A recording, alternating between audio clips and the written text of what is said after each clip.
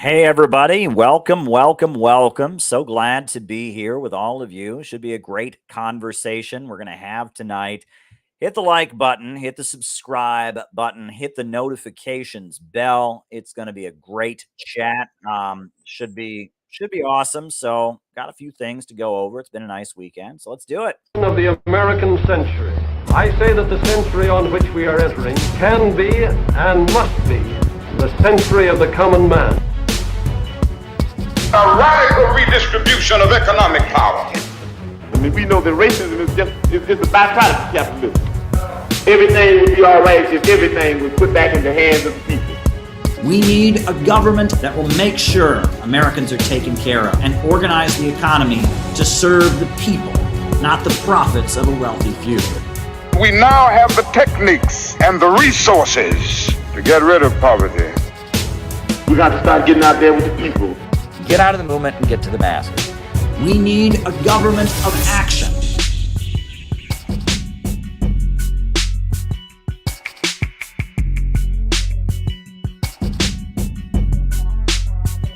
Welcome, welcome, welcome, everybody. I'm so glad that you are here. We really love our community. We have great conversations. We do this almost every night. I took a few days off, but I am back. I am refreshed. I was on Maverick News with Lori Spencer and Tyler McConnell over the weekend, and went and saw the Barbie movie with my wife on Sunday. And yeah, I'm back. It's been a good weekend, and I probably will be back tomorrow night and the night after that and the night after that and the night after that. Plenty to talk about happening in the world today. So hit the like button, hit the subscribe button, hit the notifications bell. The way we do things here on this channel is that I give my opening remarks, which is what I'm doing right now. I open the show, talk about what's on my mind, etc. And then after that, we do a roll call where I call you all out as I see you. Names and locations. We find out who is on the other side of the camera, who's watching. And then after that, after the roll call, after the opening remarks, I answer super chat questions for the remainder of the night. So if there's something you would like me to talk about in the second half of our program, by all means, shoot me a super chat. Shoot me a super chat, and I will do my best to give you an answer. Very, very rarely do I get a super chat I can't answer. Usually it's something sexual or gross or something, and I just can't answer it. But that's very rare. Usually people do get an answer to their super chats. Often it's not the answer that they're looking for or even expecting. Sometimes they'll ask me one thing and it'll get me talking about something completely different. And that is okay, because we are a community here and we love each other. And I love all of you deeply. I really, really do. To be able to get on here and engage with all of you about world events in these trying times is really a really great thing to do. It's really a privilege to be able to talk to all of you. And I really appreciate all of you who are here. Everything in the world has been done to try and keep you from listening to me. They have done everything in the world to try and stop you from listening to me right now. But yet, here you are. You are listening, and that is a courageous act, right? They've done everything in the world to convince you that I'm an evil person, that I'm the most maniacal, bad person who's ever been born. They have run my name through the mud like you wouldn't believe, but yet you're still here, and that means you're special. That means you're brave. That means you have courage and strength. It takes strength to listen to me right now, right? They've done everything they can to convince you that I am just the worst person in the world. But you know that's not true, and you're watching right now, and that really wins you my admiration, because that means you really care about the world. You really want to change things. You really want to know what's really going on. You like what we do here. Maybe you don't agree with everything I say. Maybe I don't agree with everything you do. But the fact that you are here is very, very bold, because they have done everything they can to try and prevent you from watching. So welcome, everybody. I'm going to jump into my opening remarks for tonight. I'll be writing down the super chats for the second half of the show as they come in. So if there's something you want to ask me about in the second half of the show, send it my way. I will type it down, write it down. I also have the new feature. I can pull it up on the screen as we talk about it. So send me a super chat. I'll put it on the screen. That'll be how you know that I've seen it. Hit the like button. Hit the subscribe button. Hit the notifications bell. Maybe tweet this out. Let all your friends know that you're watching. And let's just jump into it. Now, tonight, you know, I don't have like a big speech I'm going to give you tonight, right? Maybe I'll get emotional throughout it. Maybe I'll have a few jokes here and there or something like that. But tonight, I just have a list of things, current events to talk to you about, one at a time. And that's how my opening remarks will be for tonight. I've got, how many of them? I have got 6 things. 6 things. I have 6 things about which I'm going to speak to you tonight. 6 things that I will speak to you about. And we're just going to go through them one by one until we get from number 1 to number 6. All of them are current events. Current event number 1, in a case that I am following very closely, and I would urge all of you to follow very, very closely, the Uhuru indictment. 4 revolutionary activists that are part of something called the People's Democratic Uhuru Movement have been charged with being Russian agents. And they've been indicted by the federal government. If convicted of functioning as unregistered foreign agents, of conspiring to meddle in U.S. politics, they could face 10 years in prison. However, their attorneys filed a motion to dismiss. I'm going to drop the link in the chat so you can actually take a look at the motion to dismiss. It is a very, very good, well-written 29-page document, which I have skimmed. I haven't read every word of it, but this was filed by their attorney. It was filed by their attorney, I believe, yesterday. And this is a very, very good document because it basically lays out that the charges against them are completely unconstitutional. And you can read them at the Hands Off Uhuru website. You can read the legal brief. The indictment against them basically says that they went to Russia, went to some conferences, and then they did the exact same thing they've been doing since the 1970s. They had some protests. They wrote some articles. They gave some speeches. And that is not illegal. The First Amendment of the U.S. Constitution says that you in the United States have freedom of speech. You have freedom of assembly. You have freedom of the press. And all they're charged with doing, running for office on a platform of reparations, having some web conferences, going to Russia for some conferences, and what they are charged with doing is not illegal. And this indictment, it lays out, it cites all kinds of court decisions, not this indictment, this motion to dismiss by their attorney, basically lays out that nothing that they are charged with doing in the indictment is actually illegal. They ran a third-party campaign for office in Florida, which they've been doing in Florida and other parts of the country for decades. Not illegal. What else?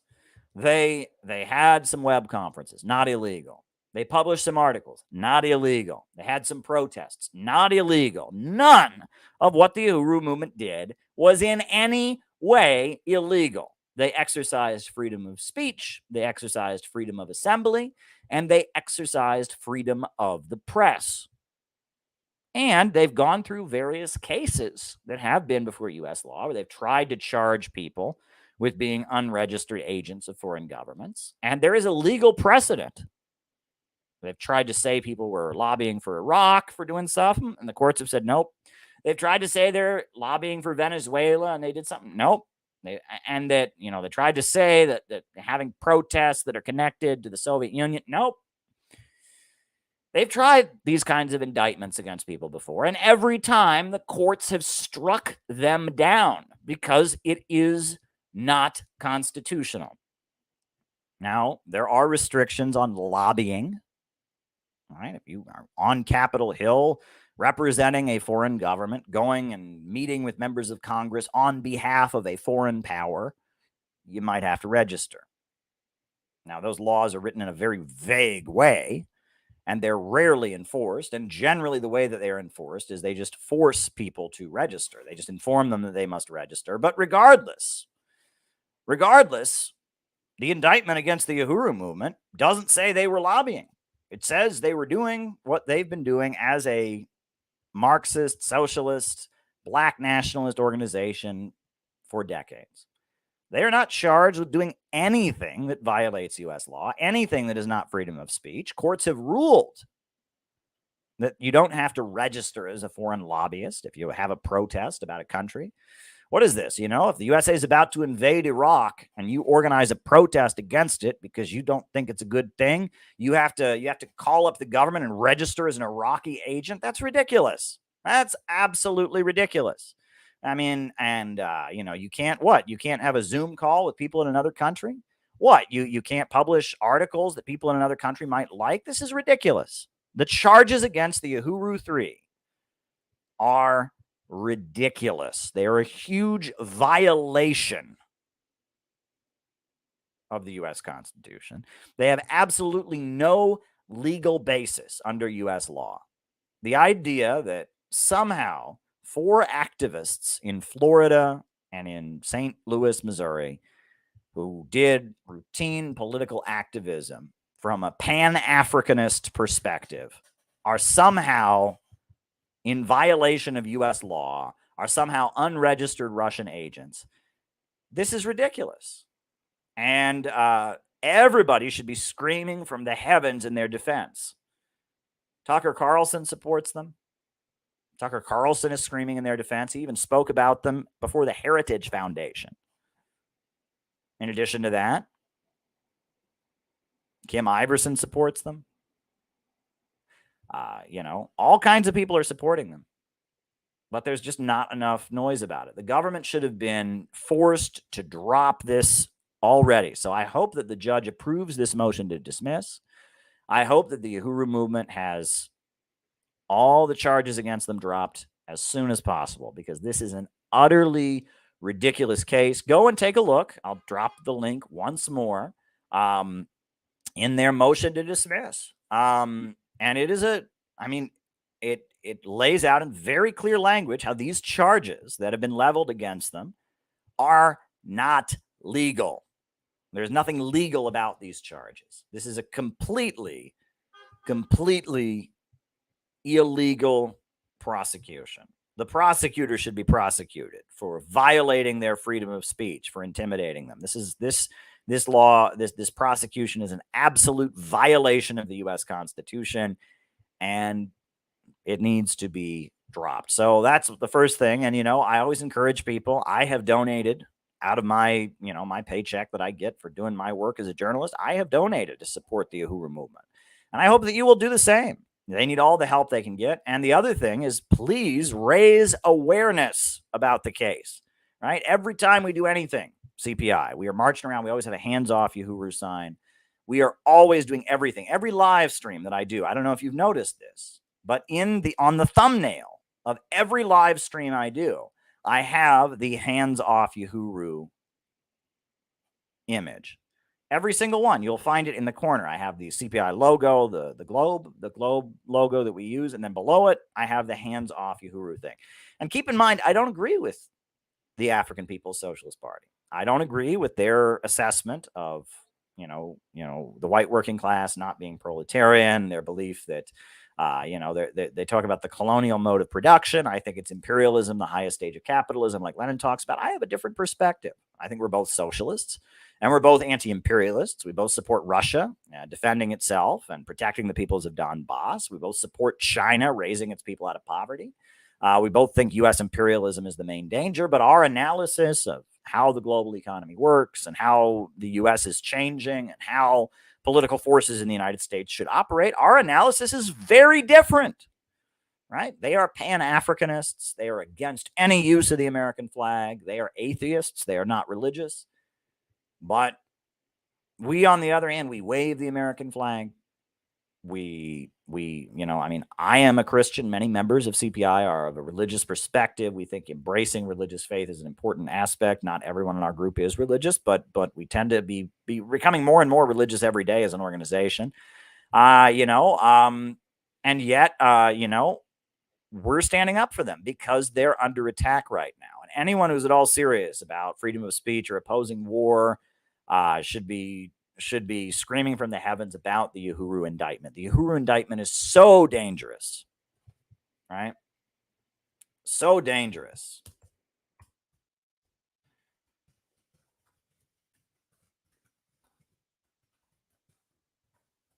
The Uhuru indictment is so amazingly dangerous. And great super chat. Keep the super chats rolling in, folks. Give me something to talk about in the second half of the show, please. Like, give me something to talk about, right? I can't just do this all myself, but I need something to talk about. It's a great question James asked. I could talk about that for a long time. So keep the questions rolling in.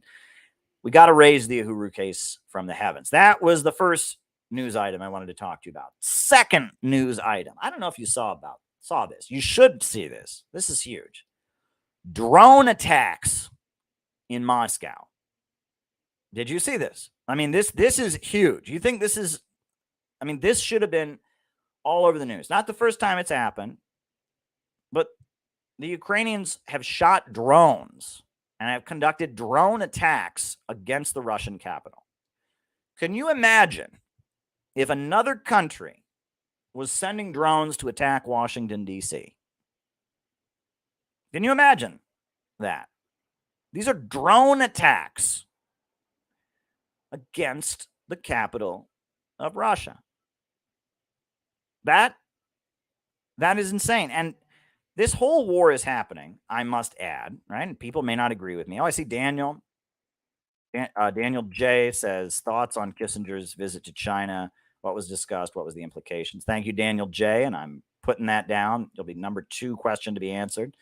But the way this war is being discussed, all right, the way that American media talks about the war in Ukraine, you would think that, Putin was having a bad day and felt like killing some Ukrainians. And so he said, I shall invade Ukraine and crush these people. I cannot stand their songs of freedom.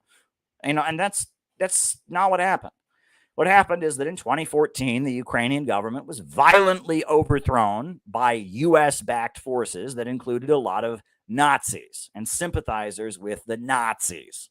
People who thought that Hitler was right in World War II, people who glorify a Nazi collaborator and participant in the Holocaust named Stepan Bandera. Those people overthrew the Ukrainian government in 2014. So then the people in the eastern regions of Ukraine declared independence because they didn't like the fact that their language was outlawed. They didn't like the fact that they were being suppressed. So in response to that, Russia oversaw the Minsk Agreement, which was a peace deal that was supposed to de-escalate tensions, let the people in the eastern regions gradually reintegrate back into Ukraine. Zelensky ran for president on a platform that he would implement the Minsk Agreement. He won the election because the Ukrainian people wanted to de-escalate tension. They didn't want a war with Russia. And then he got into office and he discovered that he's not actually the president of Ukraine. Ukraine is actually a colony run by NATO, and he doesn't actually have the freedom. And so at that point, it became clear that, Ukraine is not actually a sovereign country. It's a puppet of the United States, and continued bombing the people in the eastern regions. The people in the eastern regions suffered 14,000 deaths. 2 to 3 million refugees from Donbass have fled into Russia, which if Russia's their enemy, why would they be fleeing into Russia? Russia's taken in 2 to 3 million refugees from eastern Ukraine. And it got to the point that, Russia felt it had no choice but to move in and protect these people. So it granted recognition to the Donetsk People's Republic, the Luhansk People's Republic, moved its forces in to protect them. And since then, of course, the United States has then piled a huge amount of weaponry into Kiev and has been throwing away Ukrainians' lives endlessly in the hopes of draining Russia financially, militarily, etc. They're trying to give Russia a long-term conflict that will hurt the country politically, economically, etc. And most Ukrainians want peace. They want some kind of resolution to this, but the West won't allow it.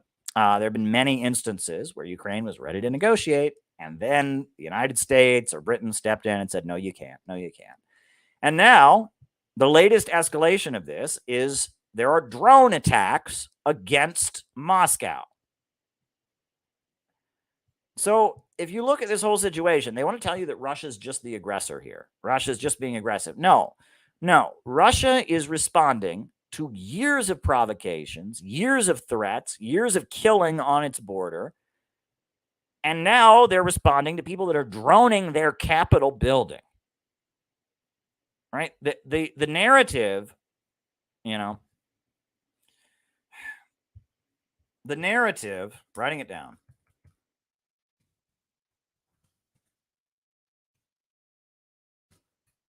The narrative where Russia is responsible, where it's all Russia, that narrative of events is so utterly false. Russia is being targeted at this point.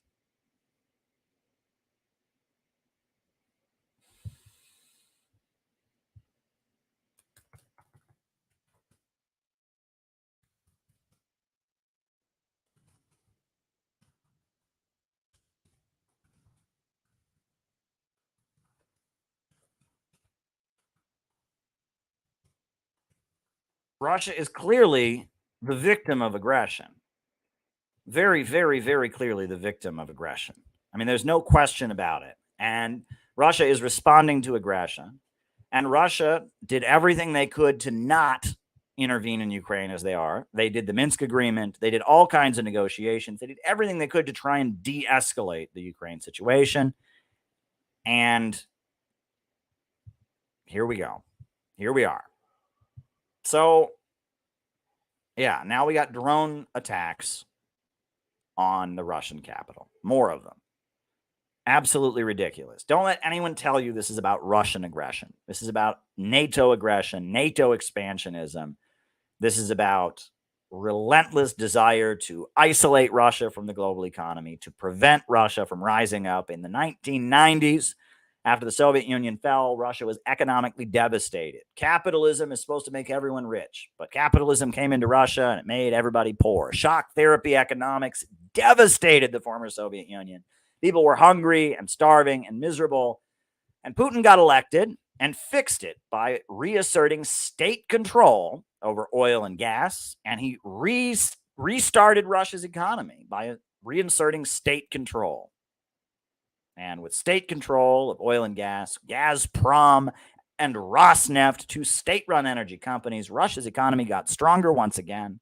Russia was suddenly a competitor with the West again, not simply a client state, not simply a victim of U.S. aggression.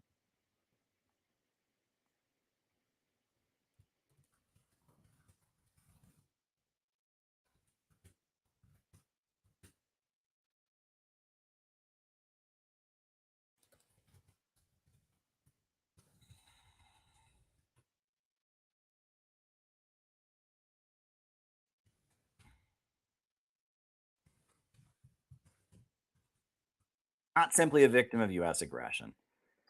Writing it down. Thank you. Great questions. We're going to have a great second half of the show. I can tell. Keep them coming. This is going to be great. And as a result, the USA has gotten more and more hostile to Russia.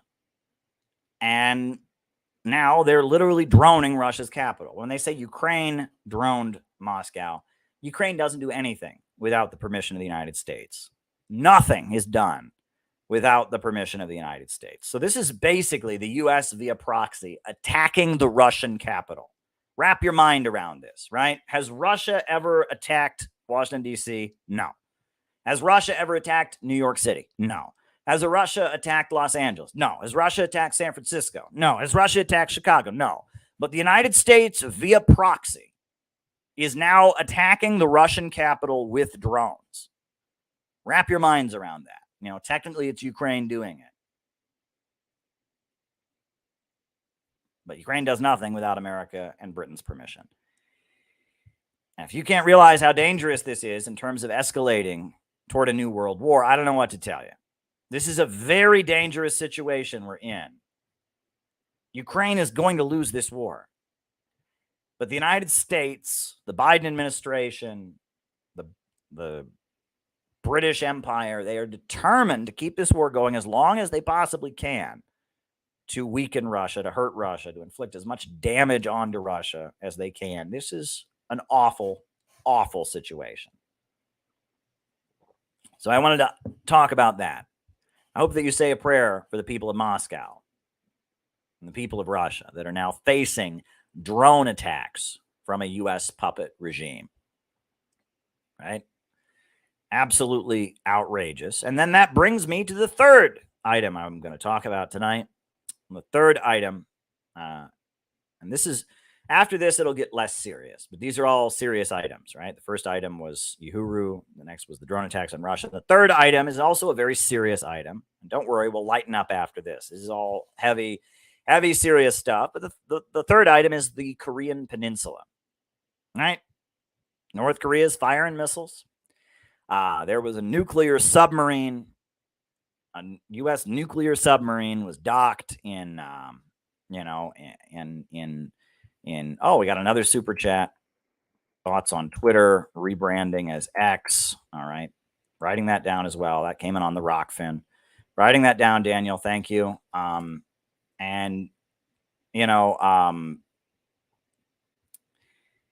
situation on the Korean Peninsula is bad. It's very, very bad. And, the reason that the situation on the Korean Peninsula is so bad is because of the fact that Russia defended the U.S. capital.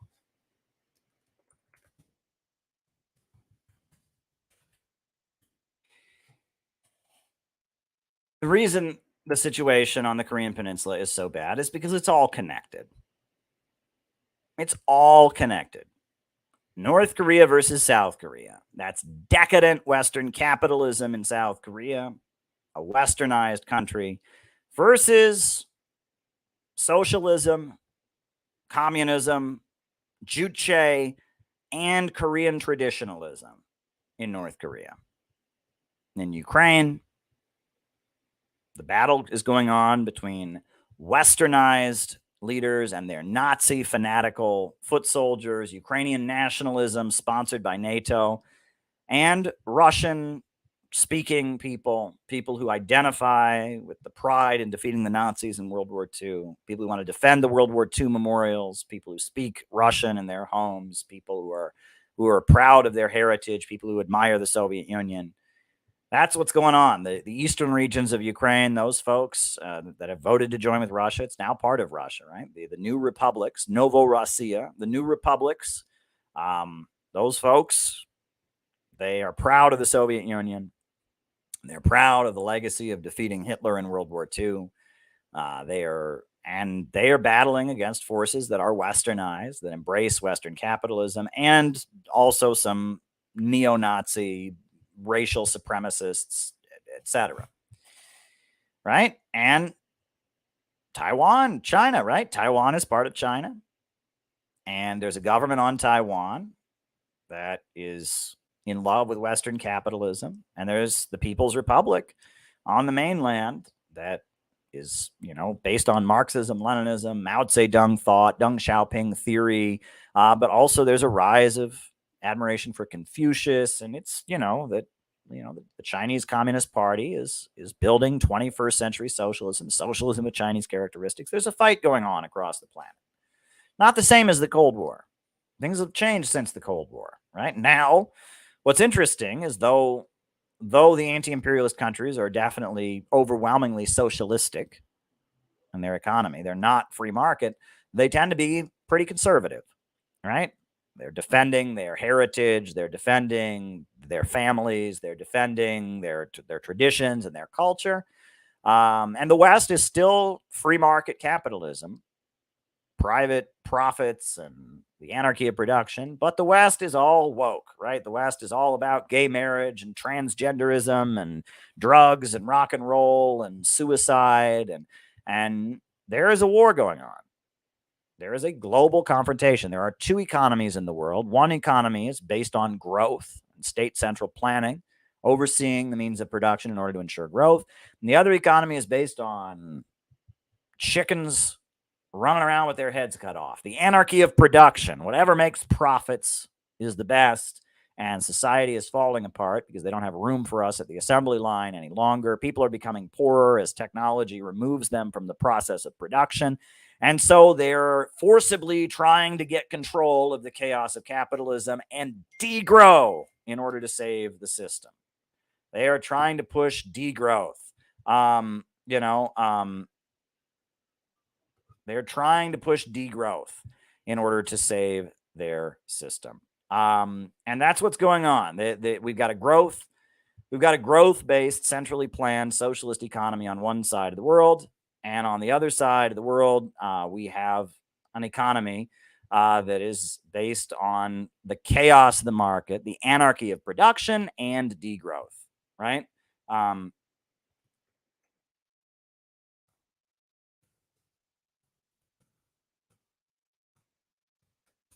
And degrowth.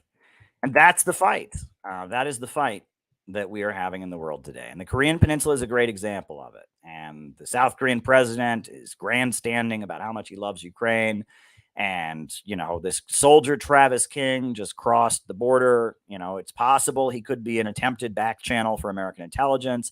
It's also possible he just had a psychological breakdown. We don't really know what's going on with this soldier. He is going to stay in North Korea, right? We know that. He had the option of going back. He said no. So, this Travis King soldier, again, the idea has been floated. I talked about it when I went on the show with Dr. Wilmer Leon and others, that he's some kind of spy, that the Biden administration doesn't want to officially talk to North Korea. So they sent this guy, and he'll unofficially deliver messages to the North Korean government on behalf of the United States. That's very much a theory.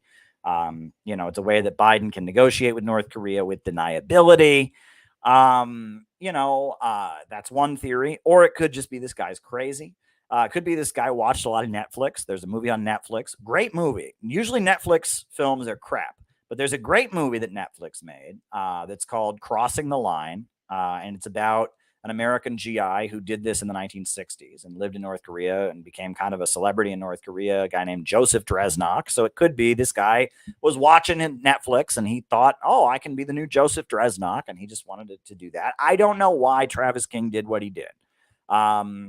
Travis King could be a spy. Travis King could be an honest guy who had a psychological, meltdown. Travis King could have genuinely, maybe he's been, listening. They do at one point, they blasted propaganda and anti-imperialist messages across the DMZ. A guy I knew named Andy Stapp, an individual I really look up to, named Andy Stapp. He died a couple of years ago, but Andy Stapp, who was part of the Workers' World Party that I was in. He was an American soldier who tried to form a union in the U.S. Army and was kicked out of the U.S. Army. He was the head of the American Servicemen's Union, the ASU. And he lived in North Korea for 3 or 4 years. And he would they'd play his messages. He would broadcast messages over the DMZ, urging American soldiers, to do exactly what Travis King did. So maybe there's messages. Maybe Travis King's been listening to a lot of North Korean radio broadcasts, and he thought, this sounds good to me. And maybe he ran across the line. I don't know what happened, but he did get the opportunity to go home. He said no. U.S. media has been running him through the mud, talking about how he's fleeing criminal charges. But then Nikki Haley just made this video where she's saying they better not hurt him. And Nikki Haley, and she's a neoconservative. She was the UN ambassador under the Trump administration, former governor of South Carolina. Nikki Haley is really special, by the way. This is just a side note, but Nikki Haley, right? Her ancestry is from India, right? Her family comes from India. They moved to North Carolina or South Carolina. That's where she's from. She changed her name. She was actually born, she has an Indian name, but she changed her name to Nikki Haley. She converted to being an evangelical Christian.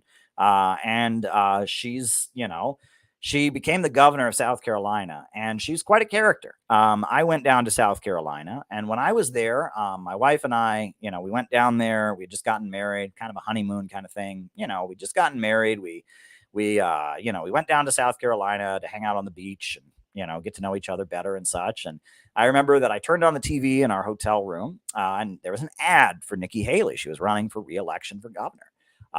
And well, maybe I'll play it for you all another time. The ad for her running for governor was about this teen girl. Now, this teenage girl was like, I was thinking about killing myself, but then I wrote a letter to the governor. And then it cuts to Nikki Haley, and she's like, I called that girl on the phone and told her, you hold your head up high. Thank you for saving me, Nikki Haley. Nikki Haley saved this girl from killing herself because, that's what you do when you're going to kill yourself. You write a letter to the governor, right? Wasn't that what you would do? I mean, if you were suicidal, you would write a letter to the governor of your state. Wait for the governor to get the letter, and then the governor would call you on the phone and urge you not to kill yourself. And then you would make ads for this governor, right? This is actually an ad, and I found the ad. I think I might even be able to play the ad for you all. I'm not making this up. It is one of the weirdest political gimmicks. It is one of the weirdest political gimmick ads I have ever seen. It is really, really weird. If I can pull up the ad, I have found it on YouTube before. It is weird as hell. And it is a strange ad that, like, Nikki Haley saved me from killing myself. So I mean, it's pretty goddamn weird. It is a damn weird TV ad. Okay. But let me see if I can find it. I have tweeted it out before. It is on YouTube, and it is very weird.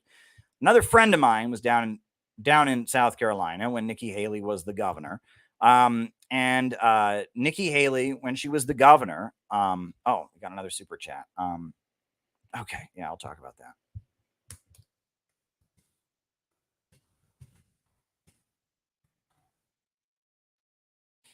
Nikki Haley was the governor of South Carolina. She apparently got her black belt in karate, and they had a ceremony at the governor's mansion for when she got it, and it was news, and the TV news was showing it, and she was wearing her karate outfit, and she was doing her karate, and she was breaking boards, and it was all over the news. You can watch video of that too. Nikki Haley got her black belt in karate as governor of South Carolina, and she made it was like a TV event. They had a ceremony presenting her with the black belt. She like broke boards for the media. Nikki Haley is completely crazy. She's absolutely crazy. And I was reporting from the United Nations when she was the UN ambassador.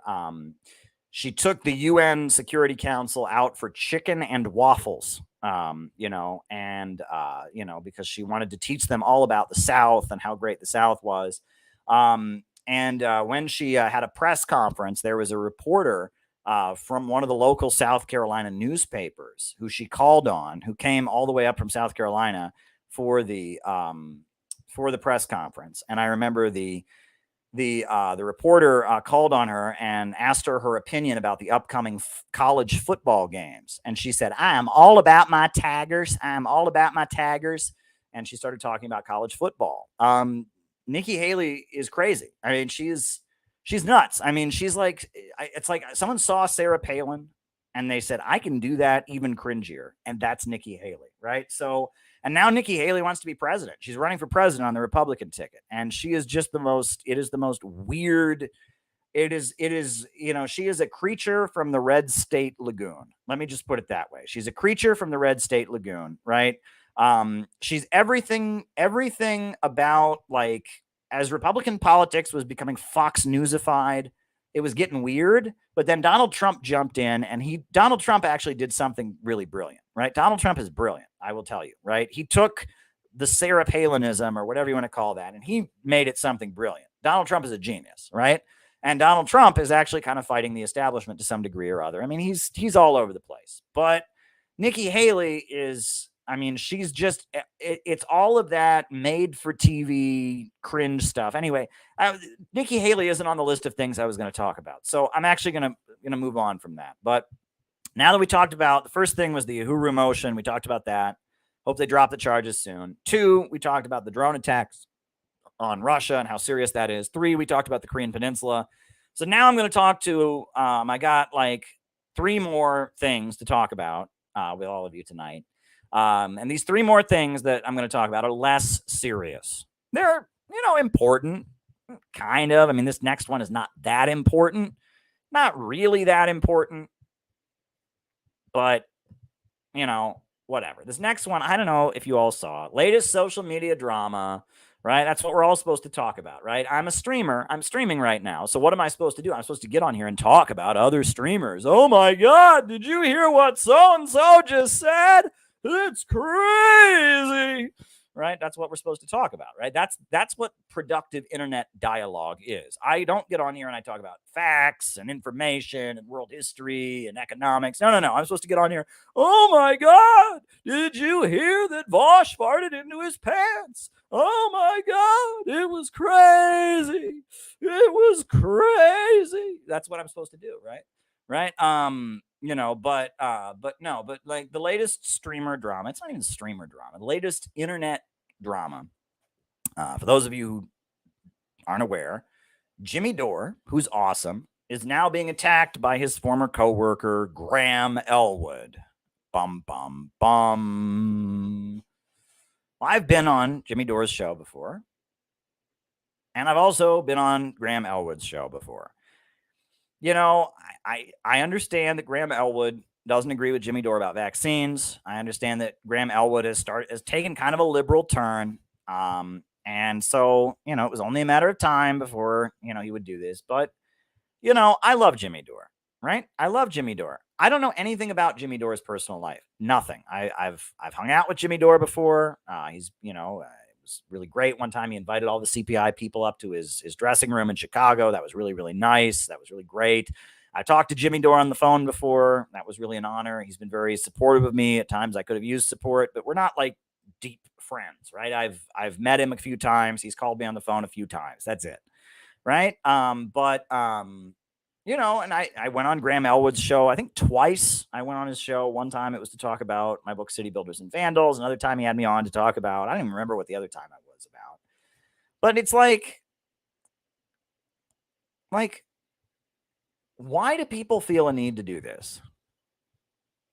I'm serious, right? It sounds like Graham Elwood has some personal disagreements with Jimmy Dore. He's got some gripes about when he worked together, some stuff that went on. There's a lot of people that I've worked with over the years that I could get on here and take a dump all over, but I don't.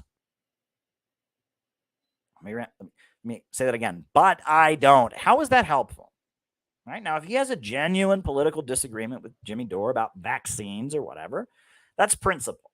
But if you've got a personal attack, I'm not even going to repeat what he said because it's not helpful. I'm sure everyone's going to look now if you don't already know about it, but I'm not going to repeat it on here because it's not important and it's not related to anything. It's not, and it's just like, if you don't like working with somebody, don't work with them.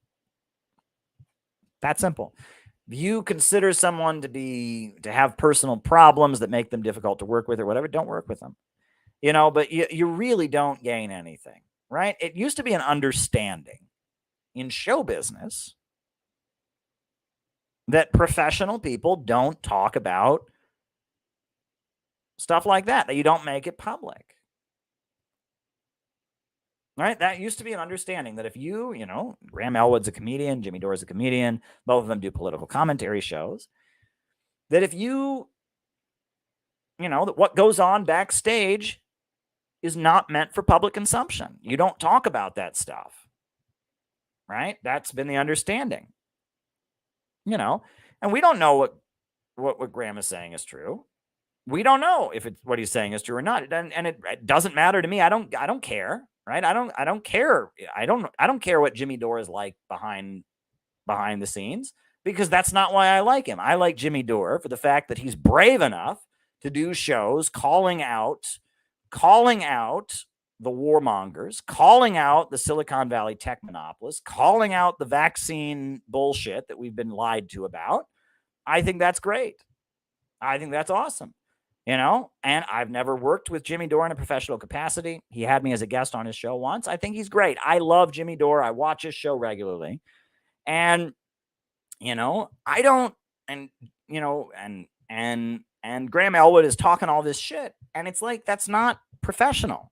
right? Now I know that I will never work with Graham Elwood again. Why? Because even if what he's saying about Jimmy Dore is true, he's proven himself to not be professional, right? If I work with Graham Elwood and we have an argument, next thing I know, it's going to be all over the internet, right? So I'm not going to work with, I would never work with Graham Elwood now, right? And that people don't seem to realize this, right? That if you're in this kind of work, right? If, it's like the golden rule. You ever heard of the golden rule? Do unto others as you would have them do unto you, right? You don't want your private shit all over the internet. Don't put somebody else's private shit all over the internet, right? Pretty basic stuff. Not that complicated. It's very, very basic stuff. Do unto others as you would have them do unto you. Pretty basic. And, and like Jimmy, I don't know if Jimmy's going to respond to this or not. And I mean, he probably shouldn't, right? Because what does Jimmy gain from this, right? Getting down in the mud, I mean, and it's just like, I've seen so much of this garbage, right? Somebody sleeps with somebody and it doesn't go well, and now it's all over the internet. Doesn't need to be, right? Somebody works with somebody and they didn't like their experience there, and now it's all over the internet. Doesn't need to be, right? And have I made mistakes before and talked about things I shouldn't have talked about? Yes. Are there things that I've said on this program that, I look back on, say I probably should have kept my mouth shut about it? Yes. So I'm not perfect in this regard, right? And that's another thing, right? And that's another thing. I'm not perfect. I never claimed to be perfect. And just because I'm on here saying people shouldn't talk shit about other people's personal lives, and I may have done that in the past, does that make me hypocrite? No, it means I've let myself down. And you've let yourself down too. And that's another game people like to play. If you ever say one thing, you say, I don't believe in drinking alcohol, and then you drink, you are a hypocrite. No, you let yourself down, right? And many people that are alcoholics relapse. Does that mean that they're a hypocrite? No, it just means that they let themselves down, There are times where people aspire to be the best person they can be and don't live up to their own standards, right? And so there's just this endless culture on the internet of like, now every disagreement that everyone's got to do, every disagreement has to go on the internet, right? I mean, and is it possible that the Graham Elwood is, has experienced something bad at the hands of Jimmy Dore? Maybe. I don't know. I don't care. And it doesn't belong on the goddamn internet. It's nobody's business. If the two of you work together and it didn't go well, that sucks. If you want to have a political argument with Jimmy Dore, I respect that. But this is just childish, right? And that you'll notice that this is what they do to everybody who's anti-imperialist, right? They always try to work an angle like this. They don't want to really debate you about politics. They just want everyone to know that you're bad. And it's really a big problem, right? Anybody who does anti-imperialist work, if you are against sending weapons to Ukraine, if you're against the USA piling weapons into Taiwan, if you're critical of escalating with North Korea, if you are an anti-imperialist, immediately word goes out from the heavens that you're an asshole. And usually the people can't even figure out why. Usually the people don't even know why. They just get this memo, so-and-so is bad. And I have engaged with so many people about this kind of stuff. It's like, well, that person's bad. Why? And then they'll say something that's not even remotely true. And you'll debunk that. And they're like, yeah, but they're still bad. Well, because everybody knows they're bad. Well, Twitter, the internet just told me this person was bad. That's not how these things work, okay? Obviously, there are some things in this world that are not a matter of opinion. Rape is rape. Sexual assault is sexual assault, right? Racism, blatant racism, saying I hate this ethnic group, inciting violence and hate crimes against people. There are certain things that you can have a red line around, all right? But the way it works nowadays is that anybody who is anti-imperialist, anyone who's a genuine anti-imperialist, immediately the memo goes out across the internet that you're a bad person And the reasons they give are bizarre and non-specific.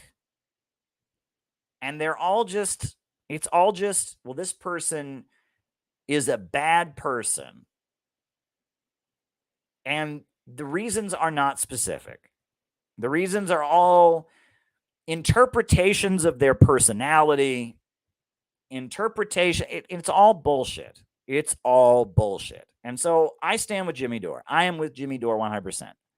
Right? And I mean, I don't even like talking about this right now. But I saw this as I was getting ready to do my show tonight. I thought, what can I talk about on the show? I'm talking about this. I don't give a fuck about anything that Graham Elwood said. I don't know if any of it's true, and I don't care about any of it. And none of it has any relevance whatsoever. It has no relevance in what I think of Jimmy Dore. None of it. None of it. I mean, and it is stupid. It's non-verifiable. And it's none of our business. It's none of our business. If Jimmy Dore raped somebody, okay, that'd be different. If Jimmy Dore sexually assaulted somebody, that might be different. If Jimmy Dore, said on his broadcast that the Jews secretly control the world and he's giving $200 away tonight to any person who kills a Jew, okay. But he didn't do that. Jimmy Dore and him had some disagreements when they worked together. We don't know what Graham Elwood is saying. We don't know about the validity of it, and it's not relevant. And Graham Elwood has proven himself to not be a professional person, right? And there used to be, as I said, and then I'll move on to the next item, there used to be kind of a professional code of conduct that you don't go there. You don't go there, right? But now people do go there because it gets them clicks and it gets them attention, and no one has to actually learn anything about politics in the process, right? Actually fighting about politics, that can be productive. People disagree about wars and all of that. But if you make it all about whatever, personalities, and I heard so-and-so's an asshole, if you do that, then no one learns anything. We all get dumber together. We all, you have to then strike back. And there's an old thing the old people used to say, when two kids were fighting with each other, they'd say, what are you going to do now? Have a pissing contest? I remember hearing that. I always wondered what that meant. Like, what do they mean, have a pissing contest? You know what I mean? But that was the thing the old people used to say. Like, if you started, if somebody, if somebody was talking against you and you started to say, yeah, well, they're blah, blah, blah, blah, blah. The old people would be like, what, are you just going to have a pissing contest now? I don't want to hear this. Well, that's where I'm at. I don't know what that means. I don't know why that expression came into meaning. I don't know what that means, right? I mean, but, that's what ends up happening, right? Whenever people go there, whenever people start making it personal, whenever it turns into so-and-so looked at me funny and so-and-so, yeah, well, blah, blah. And then it just turns into, well, so-and-so is a bad person on a personal level, right? Which, there's been plenty of people that everyone said is a bad person that I really like. And there's also been plenty of people that everyone loved that I don't really like. I've worked in a number of different offices over the years. I worked in insurance for a long time. I was in college. I worked at the rec center at my college. I worked at different call centers. I've worked in a number of different offices. I was in the RT office, RT America, in DC for a while. I was in the New York City office. And it's like, I've been in many offices that I've worked in, many working environments. And generally there are people in the office that everyone likes, and there are people in the office that everyone does not like. And I have learned that often the person that everyone doesn't like is okay. And often the person that everyone likes is obnoxious. But vice versa is also true. Sometimes the person that everyone likes is obnoxious, or is not obnoxious, is a decent person. That's why everyone likes them. And the person that everyone doesn't like, they don't like them for a reason because they're really hard to get along with, and everyone's had the same experiences. So you can't really judge, right? And of course, the internet isn't just one office. It's not one workplace, right? The internet is thousands and thousands and millions of people. So, thinking that you know anything about anybody based on what people said on the internet is, you don't know anything. You might as well just say you don't know anything, right? right? Until you've worked with Jimmy Dore, you don't know anything, right? Until you've worked with me, until you've worked with any of these people, you don't know anything. You don't know anything. And your experience, your personality all this stuff is, and I'm just telling you, the fact that Graham Elwood went where he went means he's not professional. That's what it means. That means he's not a professional person. The fact that he would go where he went and say the things he said, regardless of if he believes them to be true or whatever, the fact that he would go there, the fact that that is where he's going with this means he's not a professional person. That's what it means. And if people, if people hit below the belt, as they say, if people, start making personal attacks like this, they are not professional. And, take it or leave it. Next item, again, this is a little bit more important. So coming up on August 6th, right? August 6th, there's going to be a great rally at the United Nations. I don't know if you heard about this. August 6th, it's called humanityforpeace.net. There's going to be a rally at the UN on the anniversary of Hiroshima. And it's going to be a great protest. Different people are going to be there. I'll be there. Other people are there. It's going to be a really great rally. CPI, we are official endorsers and sponsors of the rally, but so are many, many different organizations. There's a church that supported it. There's the libertarians, different libertarian organizations, Libertarian Party, Liberty Caucus, Liberty Speaks. They're going to be there. It's going to be a great rally, humanityforpeace.net. So that's going to be at the United Nations, and there's going to be solidarity rallies with it in Chicago. There's going to be solidarity rallies with it in Portland and in Seattle and in Sacramento and in San Francisco Bay Area. So this is a great effort, Humanity for Peace. Really, really great. And I hope that you're involved. I think Scott Ritter is going to be speaking at the one in New York. We love Scott Ritter.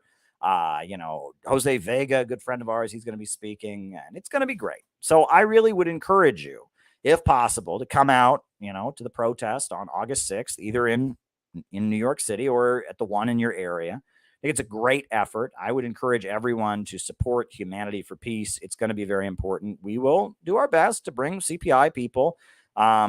We'll do our best, and we're official endorsers of the event. We will participate. I think after the rally in New York, there's going to be some kind of classical music concert that the Schiller Institute is putting on. Not sure if I'll go to that or not. I might, though. I mean, I like classical music, and depends on what I'm doing, depends on which way I'm being pulled after the rally.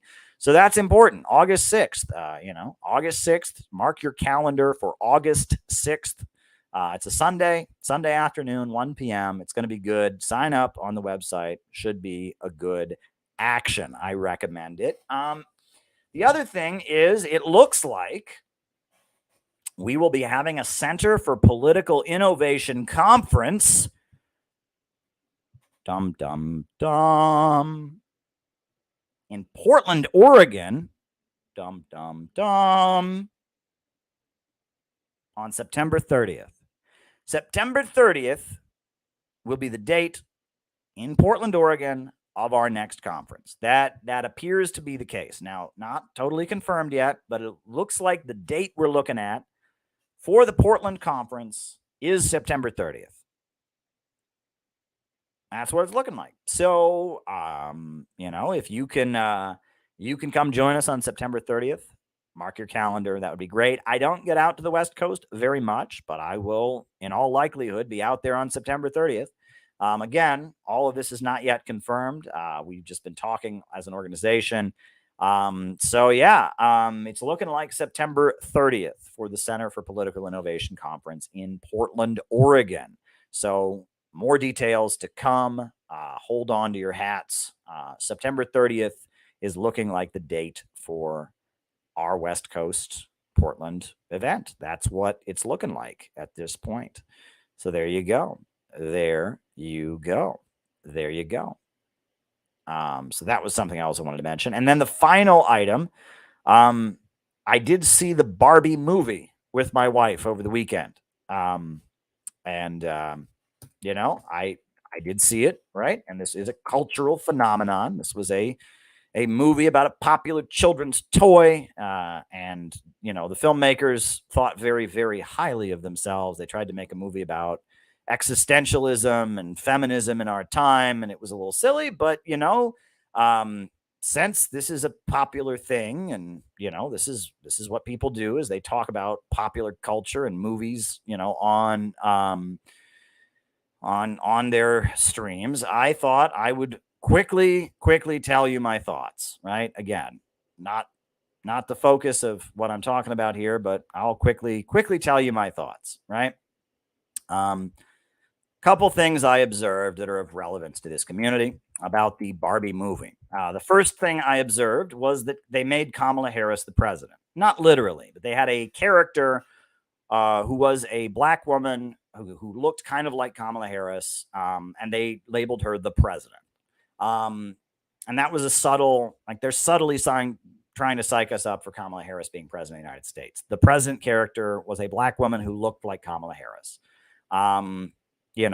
Thought that was worth noting because Kamala Harris is the one who's going to be on the ballot in 2024. I mean, it'll be Biden, but you're really voting should Kamala Harris become president, because Biden finishing his term would be a miracle, right? I mean, the chances of Biden being president. So the fact that they slipped in, like very subtly slipped in Kamala Harris as the president, that set off alarm bells in my head. Second thing, brainwashing and deprogramming was a big part of the plot.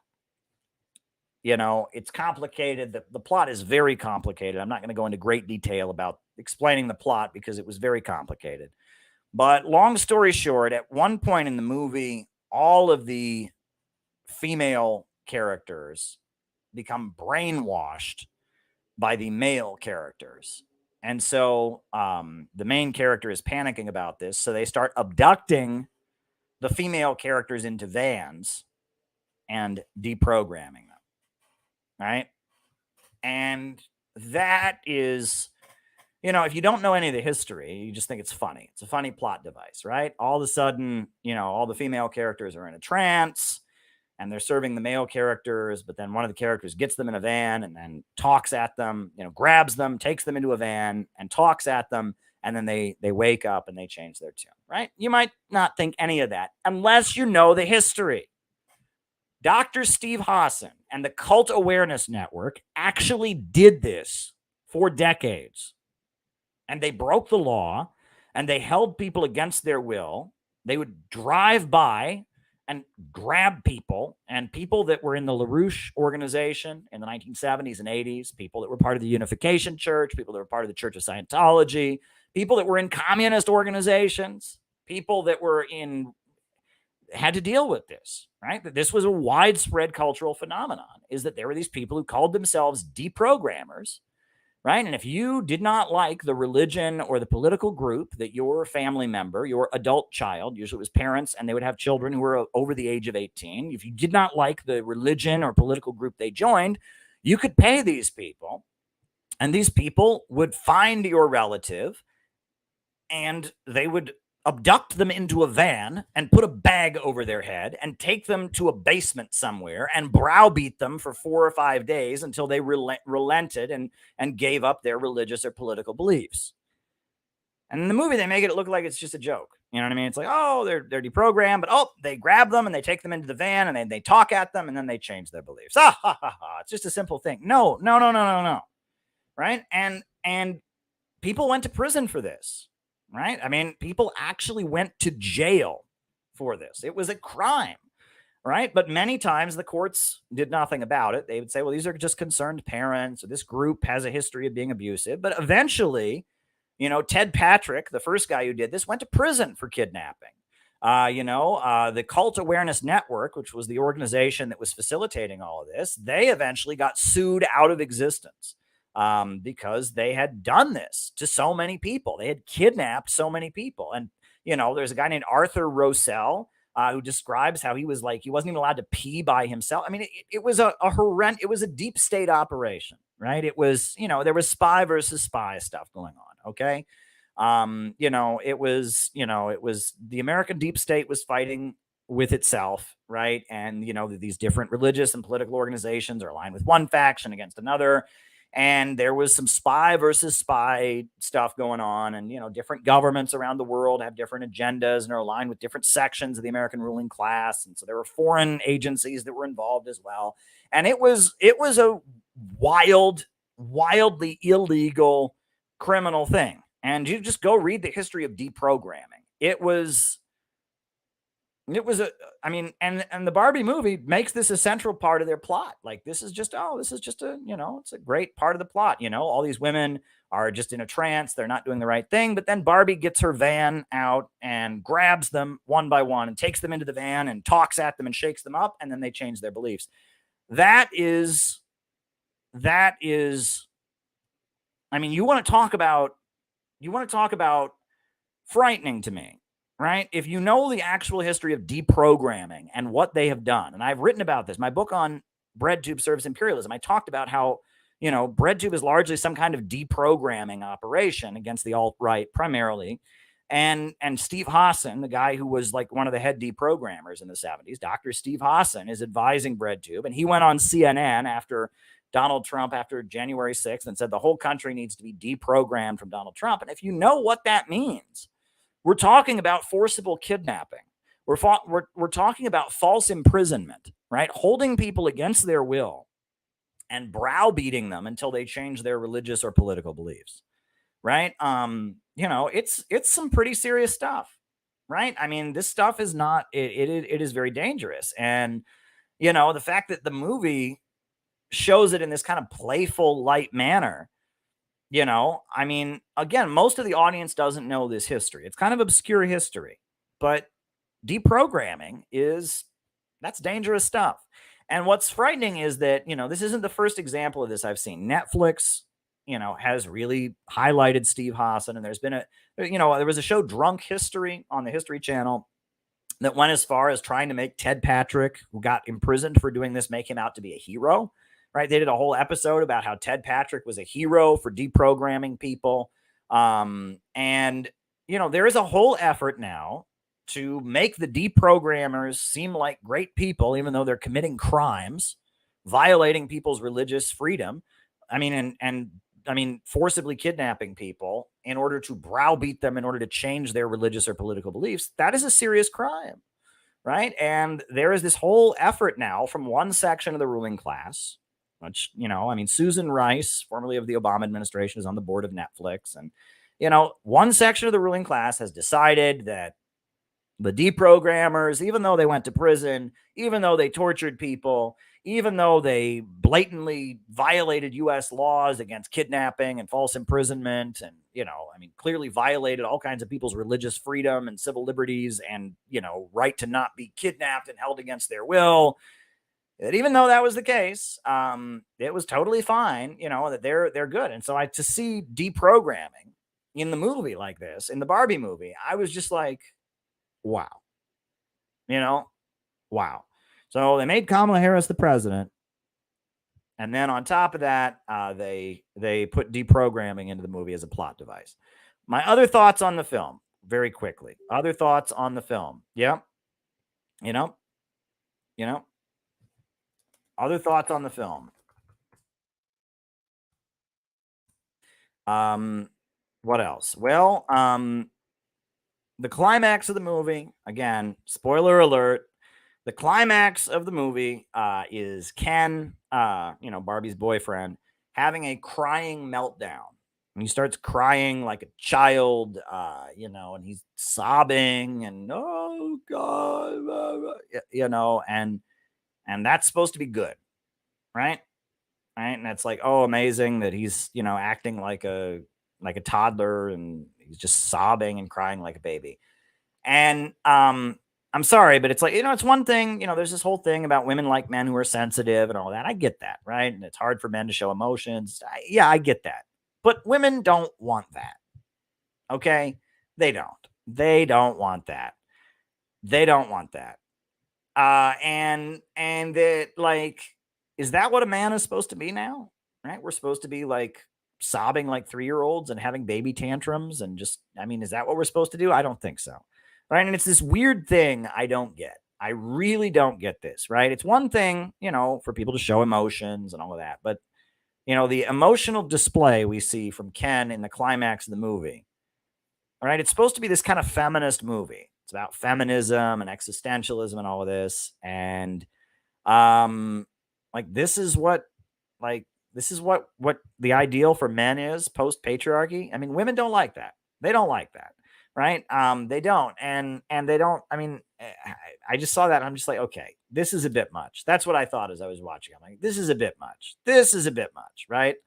And I'm like, that was weird. I was just like, this is, I don't know. I get it that gender roles are changing in society. I get it that we want men to be a little more sensitive, but this is, yeah. I mean, the chat seems to agree with me.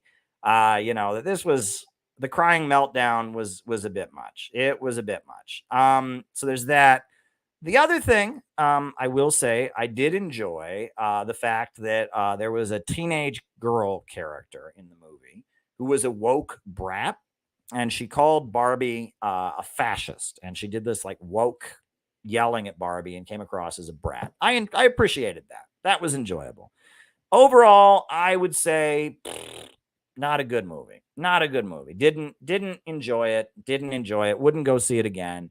At one point my wife turned to me and she said, "What were they smoking when they made this?" Because it was a little all over the place.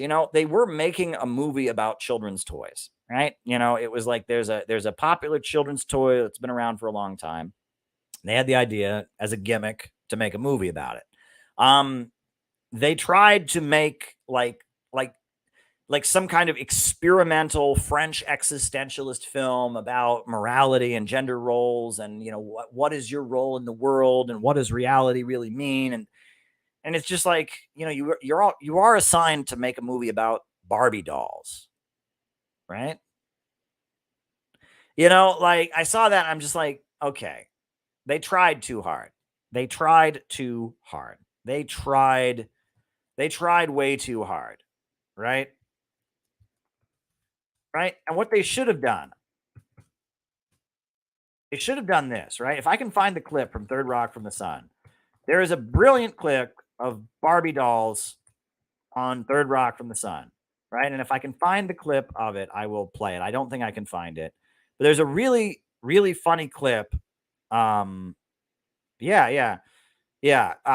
There's a really funny clip from the old show I used to watch called Third Rock from the Sun, and I actually found it. So let me download the clip. And I thought it was hilarious, right? And if the movie had been full of jokes like this, if it had been full of jokes like this, it wouldn't have taken itself so seriously, right? It took itself so seriously. It was making high art. It was talking about, women's gender roles and existentialism and what reality really means. It took itself way too seriously, right? But this is when they included Barbie dolls in the show Third Rock from the Sun in the 90s, right? I believe this is that clip. Let me make sure it's the right clip first, right? Got to make sure it's the right clip. And it's brilliant, right? I mean, this is if they had not taken themselves seriously and they'd done jokes like this throughout the movie, it would have been great. It would have been tremendous. They didn't. They took themselves seriously. So let me put on this clip, right? Let's see if they shut down my stream because of this. I think this is short enough. This is less than 2 minutes. So hopefully this doesn't ruin my stream and I'm like banned from streaming or something like that. But I think this will work. I think this will work if I can get the clip to come up on here. Where is it? Oh, goodness gracious. Let me just pull up the clip. I thought it was clever, right? It was a clever clip, but I don't think I can find it. Where is it? It's on. Oh, here we go. All right. Here we go. Tommy, I'm not coming out. I want to play Barbie.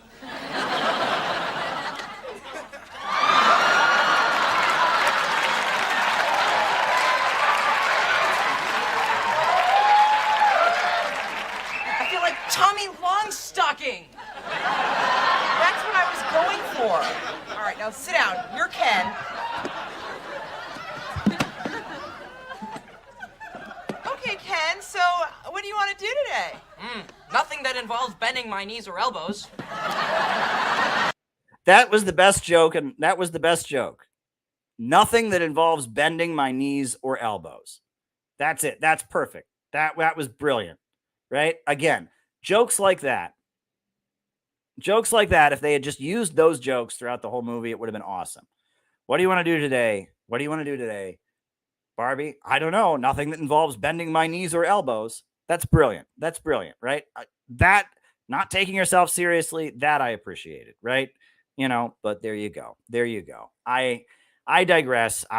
Whatever. I'm on here talking. You know, this is fun. Glad you all are watching. So hit the like button, hit the subscribe button, hit the notifications bell. Why don't we at this point do the roll call? I will call you all out as I see you. Names and locations. And then from there, I'll start answering your super chat questions. Names and locations. Who is with us? Names and locations. Who's with us? All right. We got Mark from Utica, New York. Welcome, Mark. Glad you're here. We got Alex. John McCarthy in Chicago. Welcome, John. Klaus Kinski in Germany. Cleveland, Ohio. Dustin Schlesinger. Jonathan Mahari in Sweden. Kendall.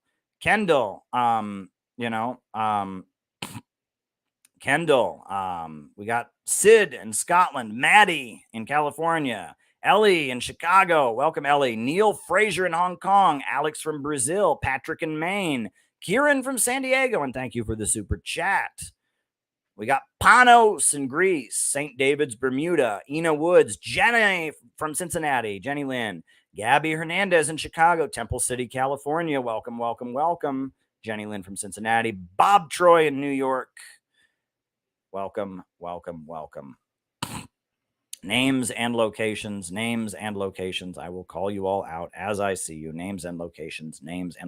We got Anthony in Detroit, Alan Rice in South Korea, Alberta, Canada, Sean Dubitz from Alberta, Canada, Bob Troy in New York.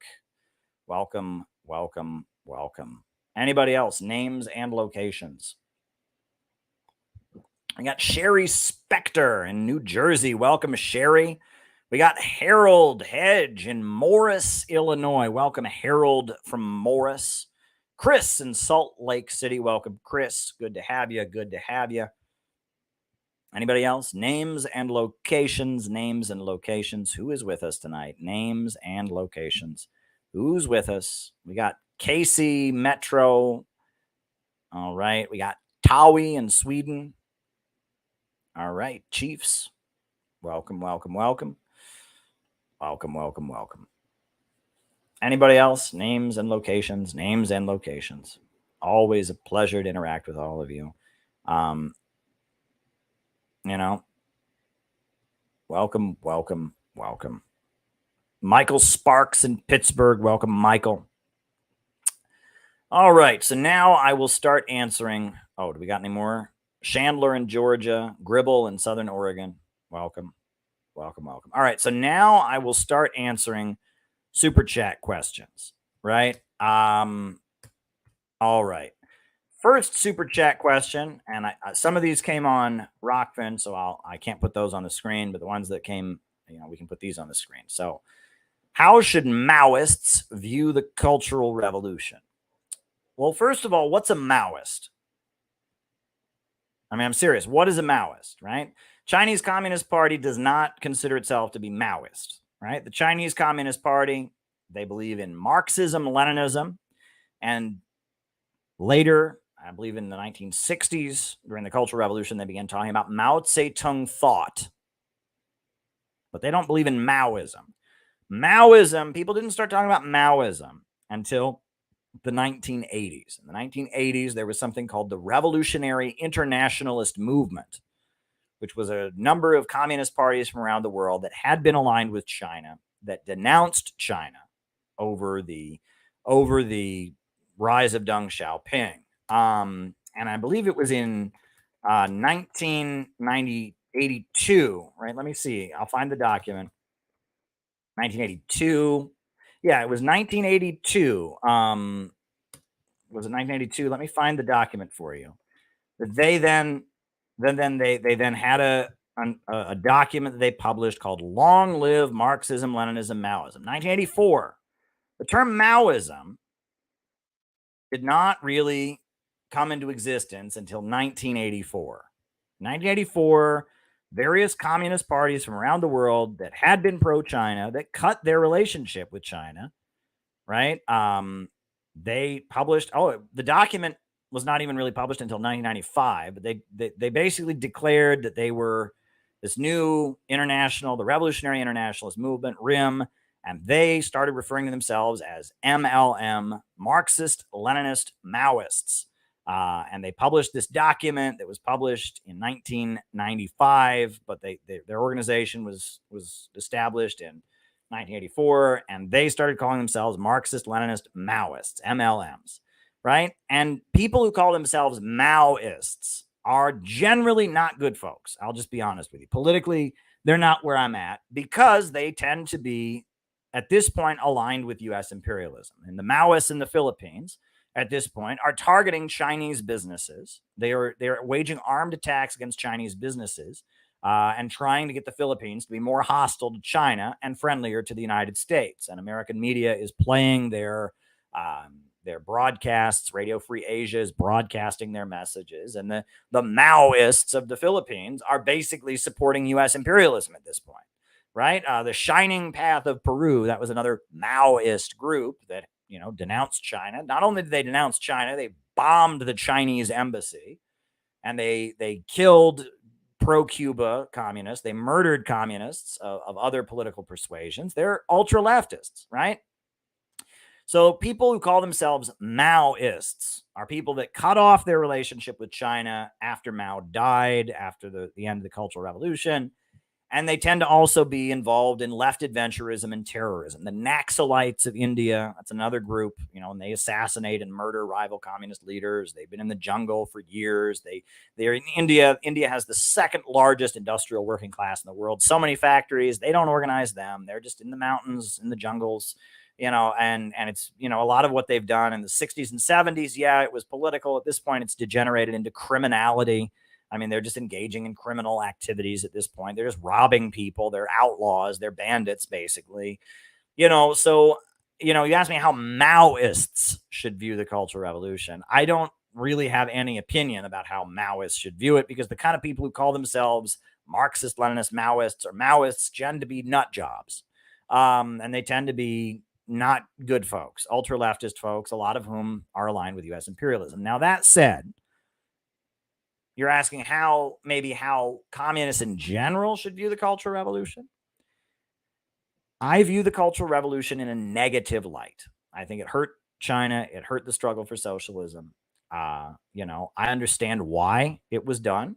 And I understand that, China, after China was cut off by the Soviet Union, and the Soviet Union was totally unjustified in cutting them off economically. Khrushchev, in order to curry favor with the imperialists, he cut ties with China. And that was awful. And China really suffered economically because of that. And so in China, they were arguing the Soviet Union was not revolutionary anymore. It was accommodating with imperialism. Okay.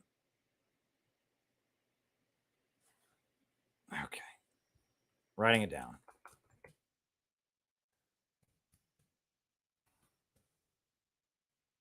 Soviet Union was accommodating with imperialism under Khrushchev's leadership.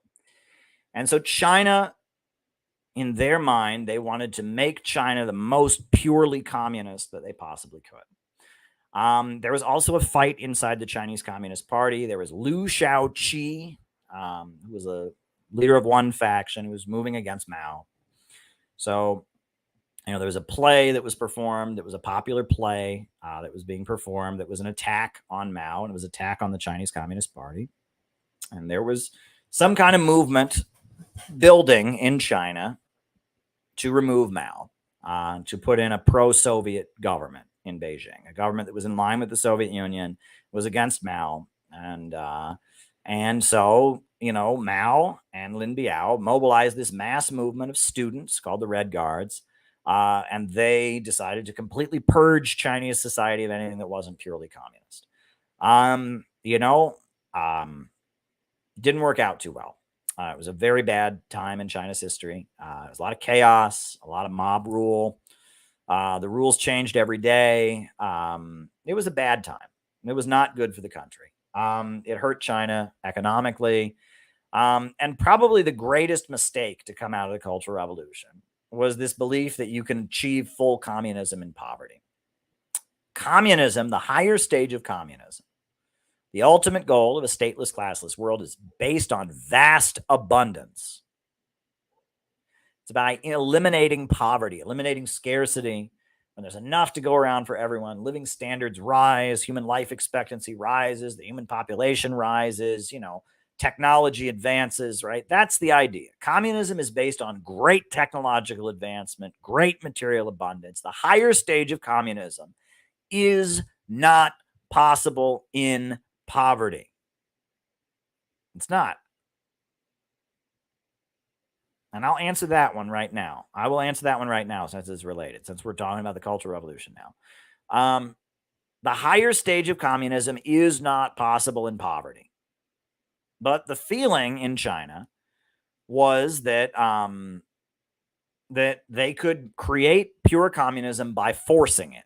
They could just force everyone to be egalitarian, force everyone to live in a revolutionary way, and they could create communism. Doesn't work that way. And I urge people to read The Critique of the Goethe Program. The Critique of the Goethe Program by Karl Marx. Right, I've got it up here somewhere. Right? He makes it abundantly clear that the basis of the higher stage of communism, here we go. The Critique of the Goethe Program. Hold on. The Critique of the Goethe Program. The higher stage of communism is based on abundance. That every mode of production, Critique of the Goethe Program, comes with a higher level of abundance. There was more abundance in slavery than there was in primitive communism. There was more abundance in feudalism than there was in slavery. And capitalism has brought with it a new level of abundance. And socialism, when it becomes the dominant system in the world, in all the countries that have adopted socialism, the living standards have gone up, they've industrialized. And when socialism comes to dominate the entire world, the level of abundance in the world will be even higher. And communism, the ultimate goal, is a world of so much abundance that inequality fades away. All right? And this is Critique of the Goethe Program by Karl Marx. He says, right, right can never be higher than the economic structure of society and its cultural development conditioned thereby. In a higher phase of communist society, after the enslaving subordination of the individual to the division of labor, and therewith the antithesis between mental and physical labor has vanished, after labor has become not only a means of life, but life itself's prime want. This is a different translation. Life itself's prime want. Meaning people only work because they feel like it. They don't have to. After the productive forces have increased with the all-around development of the individual, and all the springs of cooperative wealth flow more abundantly, only then can the narrow horizon of bourgeois right be crossed in its entirety, and society inscribe on its banner, from each according to his ability, to each according to his needs. Only when there's so much wealth in society, people only work because they feel like working. Only when there's no division between mental and physical labor, because so much of it's being done by machines, right? Only when the springs of cooperative wealth flow more abundantly, only then can the narrow horizon of bourgeois right be crossed in its entirety. And Marx then writes, he says that, the undiminished proceeds of labor, equal right, and fair distribution, that's all irrelevant. We're not talking about fair distribution. All of this is about changing the way the means of production operate in order to get to a society where the narrow horizon of bourgeois right has been crossed and society has enough wealth. So you cannot reach the higher stage of poverty, of communism, in poverty. There's a direct relationship to the amount of wealth in society and the level of authoritarianism and inequality. Societies that are poorer tend to be much more unequal and much more authoritarian. Societies that are more wealthy tend to be more equal, and they also tend to be, less authoritarian. And you can see that in communities that are wealthy and prosperous. You don't see police everywhere. There might be police, on the barrier to protect them from the poor people, but there's not, police everywhere. You go to the schools that rich kids go to, much less authoritarian. However, in poorer neighborhoods, not like that. Poorer neighborhoods, you see the police everywhere. Poorer neighborhoods, the schools are much more rigid and authoritarian. The kids are going through metal detectors. The amount of wealth that exists directly impacts how equal and unequal things are. And it also directly impacts the level of authoritarianism. And the state can fade away when abundance is reached. And this is Marxism, right? This is Marxist economics. And so now the next question I got asked here, right? And this was related. And, someone asked, should we credit the Cultural Revolution with preventing a counter-revolution in China? No. You should do the opposite. You should credit ending the Cultural Revolution, because the market reforms of Deng Xiaoping are what largely prevented the counter-revolution, because the people that were the foot soldiers of the counter-revolution tended to be the children of the ultra-rich. That's who were the foot soldiers of the counter-revolution, not the children of the ultra-rich, the children of the party bureaucracy. They tended to be the intellectuals, they tended to be the scientists, the engineers, and those were the people that got persecuted in the Cultural Revolution. In 1976, shortly before Mao died, Zhou Enlai died. And Zhou Enlai had been known for protecting intellectuals, protecting educated people from the excesses of the Cultural Revolution, from the persecution that was rained down on smarter people during those years. And when Zhou Enlai died, a lot of the young intellectuals, a lot of the very people who would lay the basis for the counter-revolution in Eastern Europe, they went out and rioted. They had an anti-communist riot after Zhou Enlai died. But then when Deng Xiaoping came into power, he empowered those people, and he said they weren't making enough money, and it wasn't right. He wanted to enable them to make more money. He wanted to enable them to have more intellectual freedom, to develop new ideas, to start their own businesses, and that Deng Xiaoping really won the intellectual class of China back to supporting the party. And that is really important, right? And that if the Cultural Revolution had continued in 1989, there probably would have been a full counter-revolution. But in 1989, there was an attempted counter-revolution in China, but it didn't work because enough of the intellectual classes had been won back to supporting the party, whereas in Eastern Europe, they hadn't, right? So I would say no. I would say the Cultural Revolution, in many ways, weakened China, and the fact that Deng Xiaoping was able to to win those people back and move in the opposite direction, right? That created space for those people. It won their loyalty back to the party. And then when the counter-revolution, the attempted color revolution of 1989 happened in China, it wasn't successful. So there you go. That's my thought on that. So you wanted to ask books on LaRouche and Operation Mop-Up. I would recommend, you want to know what people were saying during that. There's a document, there's a PDF that I read. I'm not in the LaRouche organization. I respect them. I draw from their history. I've learned from them. But there's a document called The Conceptual Development of the Labor Committees. And I've got it. I'll link it in the chat. And this goes over their history. And it was published, shortly after what you're talking about with Operation Mop-Up happened. Operation Mop-Up was a fight between the Communist Party and the LaRouche, the National Caucus of Labor Committees, which is what Lyndon LaRouche's organization was called in those years. It was a fight between them. The Communist Party had a lot of fist fights with the LaRouche people, with the National Caucus of Labor Committees. So what they actually wrote about it is this document. And it's a very long and interesting document. It's called The Conceptual History of the Labor Committees. And it talks about the Workers' World Party. It talks about the Socialist Workers' Party. It talks about the Communist Party.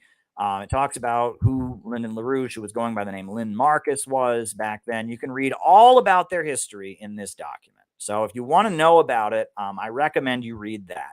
There's another document that you might enjoy, and it's called Socialism or Fascism. Right? Socialism or Fascism. Let me see if I can find the PDF of that one. That one's a little harder to find. Let me see if I can find you the PDF. Yeah, here it is. This is another paper where they talk about what went on in those years, why it was they fought against the Communist Party. And this is called socialism or fascism. So if you want to know their side of the story, I mean, their detractors' version of events is all over Wikipedia. It's all over the internet. You can read that they were vile, mean, awful people. But if you want to know their side of the story, go read the conceptual history of the labor committees or go read Socialism or Fascism. Both of these PDFs of their books give their side of that story, right? Their version of events is that the Communist Party was beating up their members on the streets. They had a conference to launch their welfare rights coalition that they had, and the Communist Party had a violent protest outside of their conference, and disrupted their conference and had a violent protest outside of it. Communist Party members were beating up LaRouche members on the street when they would pass out literature, etc. And we now know the FBI had infiltrated the Communist Party. This was COINTELPRO. The FBI had infiltrated the Communist Party, was trying to incite the Communist Party against the LaRouche movement. They'd also infiltrated the LaRouche movement and were trying to, it was COINTELPRO. There's two big communist groups in New York City, the National Caucus of Labor Committees, the Communist Party, and they had FBI agents in both of the groups trying to incite them against each other. And so the LaRouche people said, we're going to fight back, right? If they're going to attack us, we'll fight back. And they fought back in a very dramatic way that no one expected them to, right? No one expected them to fight back the way they did. And they fought back very dramatically. And they said, all right, this group is going to, kick us around. We're going to fight back. Now, I am not a member of the LaRouche organization, but I will tell you, I kind of respect them for that because I have seen how screwed up the left is. The communist groups are a clique. The Center for Political Innovation. What the hell did we ever do to the Communist Party? Nothing.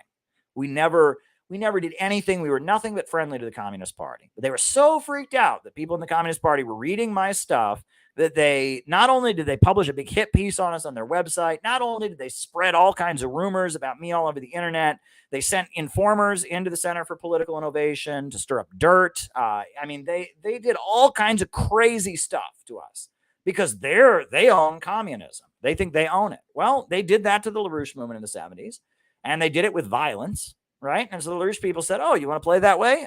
We can do that too. Now, I am not for violence. I think that, better that people, talk out their differences. But I understand what went on. And that was also like a million years ago.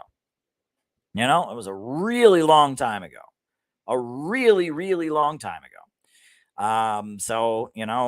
Back then, violence between communist organizations was much more frequent. The Progressive Labor Party would get into fistfights with the Socialist Workers' Party. The Maoist groups, the Communist Workers' Party, would attack groups that were sympathetic to the Soviet Union.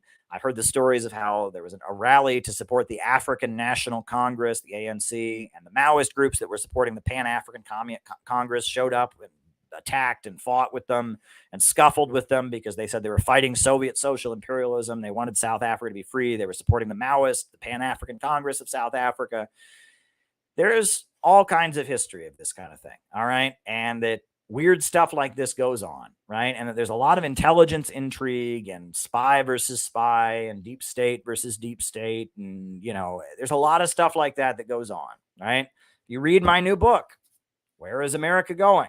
Right? I have a lot on this. Chapter 3 is all about what they call counter gangs, right? And how, the ruling class, they form these Sorelian organizations to fight for one section against another. And I get into all this history. This is very interesting stuff, right? In the light of trying to do what we're doing with the Center for Political Innovation, which is build an organization to try and save America from the nightmare of capitalism,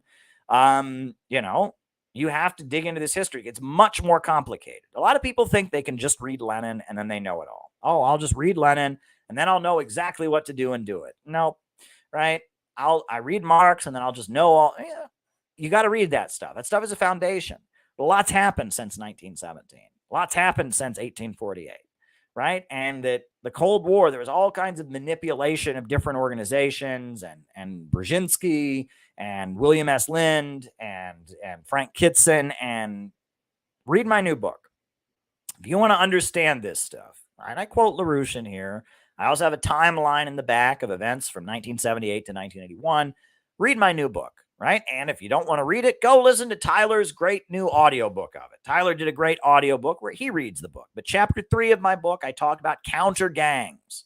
And it's called Revolutionaries and Counter Gangs, chapter 3 of my book. And I talk all about this kind of stuff and the kind of role these kind of organizations tend to play and the Russian Revolution and divisions in the ruling class and, counter gangs and revolutionaries. If you want to understand this kind of thing, you really ought to read chapter 3 of my new book. It's all about this, the kind of organization Marx wanted to build versus George Sorel versus the Bolsheviks versus Trotsky versus what was going on in the 60s. And now right up to today, who are the Proud Boys and who is Black Lives Matter and who is Antifa. Go and read chapter 3 of my book and you will start to understand what I'm talking about, right? We are in a whole new ball game where the ruling class has figured out how to manipulate and confuse these things and how do you maneuver within all of this, right? And we at the Center for Political Innovation, we have a strategy that is up to date. A lot of people are just sitting there and they're reading, what is to be done. They're reading Lenin and they're like, oh, we can just do that. Well, if it was just a matter of just doing that, somebody would have done it by now. A lot has changed in the last 100 years. A lot of things have happened, but the same objective laws of history still prevail, right? Capitalism has this problem of the tendency of the falling rate of profit. The wealthier, the more wealth that's created, the poorer everybody gets, right? That's still there, right? We still have a system where profits come before people. We still have imperialism where a small group of corporations and banks are trying to dominate the world. We still have the same objective problems, but in terms of revolutionary organizing, a lot has changed. During the Cold War, they used all these different communist groups to fight each other and manipulated them against each other. And if you look at the history of the Russian Revolution, you look at the history of the Chinese Revolution, what role did the Bolsheviks play? What role did the Chinese Communist Party play? Their role changed and adapted. Who are the Proud Boys? What is the Proud Boys? They're not a classic fascist organization. People just say, oh, they're fascist, they're white supremacists. Yeah, we've had fascists and white supremacists for a long time in the United States. They may be that, but they're a different kind of formation for a different period, right? They're not just the Ku Klux Klan. They're not just the American Nazi Party. The Proud Boys are a unique formation. They are a far-right racist organization, absolutely, but they functioned differently. They were kind of a new formation for our period. Black Lives Matter, Antifa, these are different kinds of formations.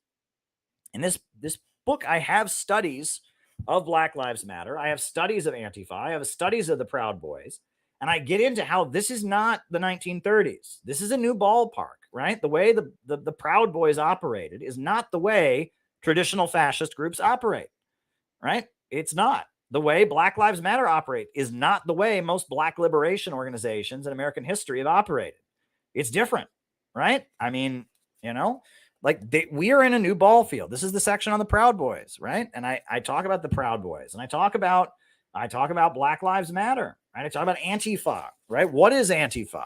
Is Antifa just college kids who don't like racists? What is Antifa? Well, you got to go read my book, right?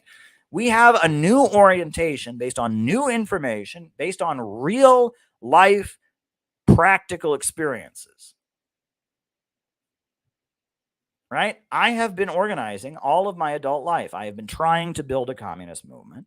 I have been in the trenches. I've gone to the anti-imperialist countries. I have an understanding of this that is different than people who just read Lenin, right? I'm good. And I was reading Lenin, and I still read Lenin, and you should read Lenin. In this book, I quote the shit out of Vladimir Lenin. I'm not telling anyone not to read Lenin.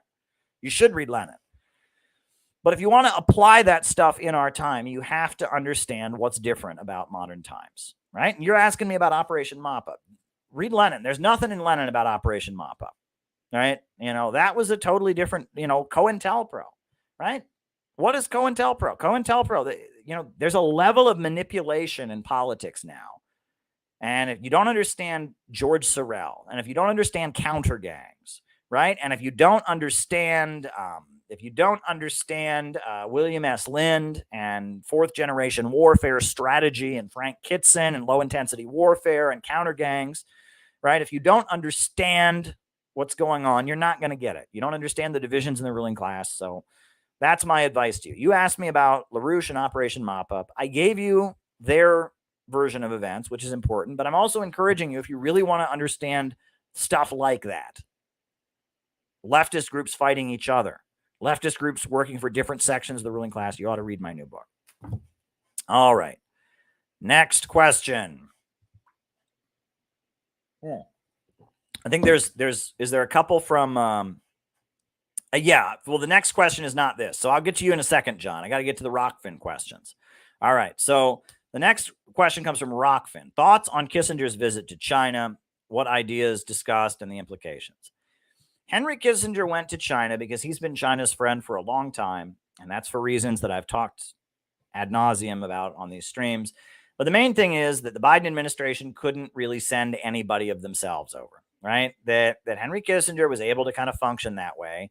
He was able to kind of function as a de facto member of the Biden administration, but not really represent the Biden administration. The Biden administration is walking a tightrope when it comes to China.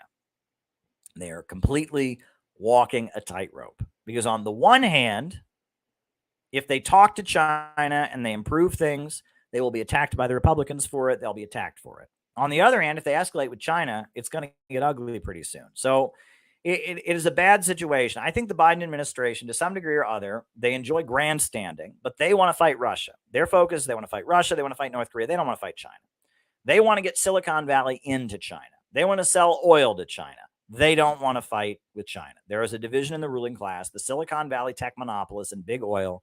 Rockefellers, they're the ones. I mean, Henry Kissinger is a Rockefeller creation. David Rockefeller is largely responsible for Henry Kissinger and Nixon, and eventually, Jimmy Carter establishing relations with China.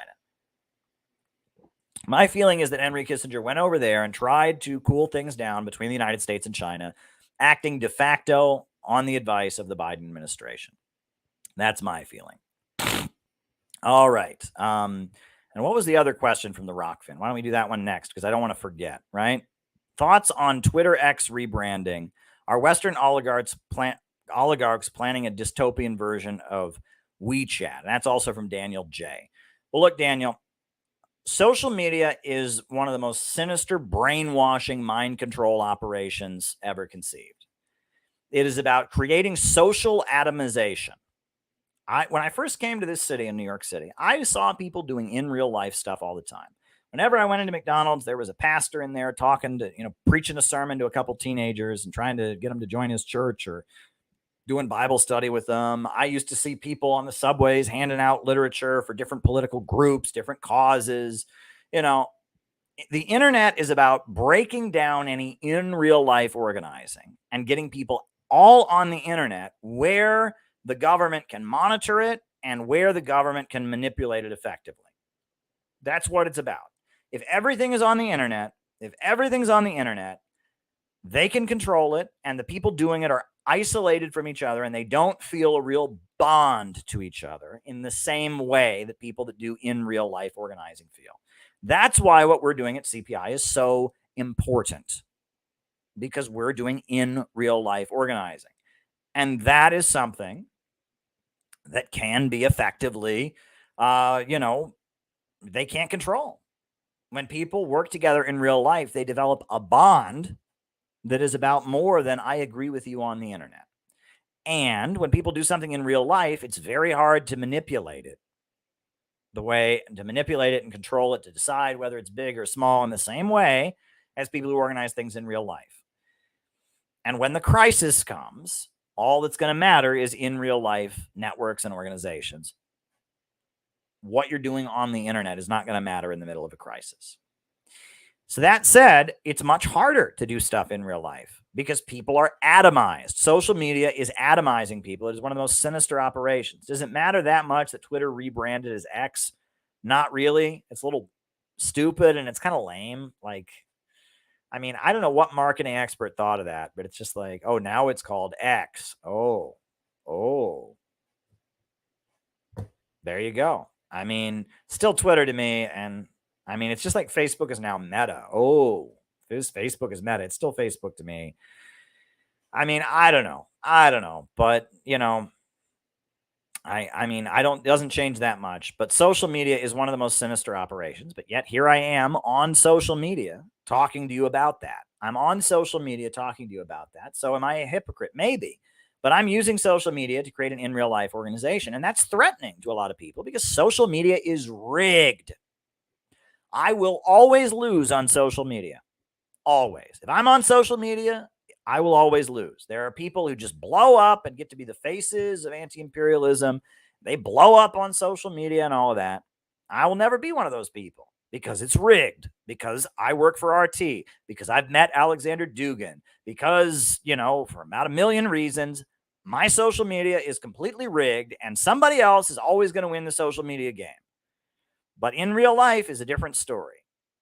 Right. And there are a number of people that have said to me, I should stop organizing.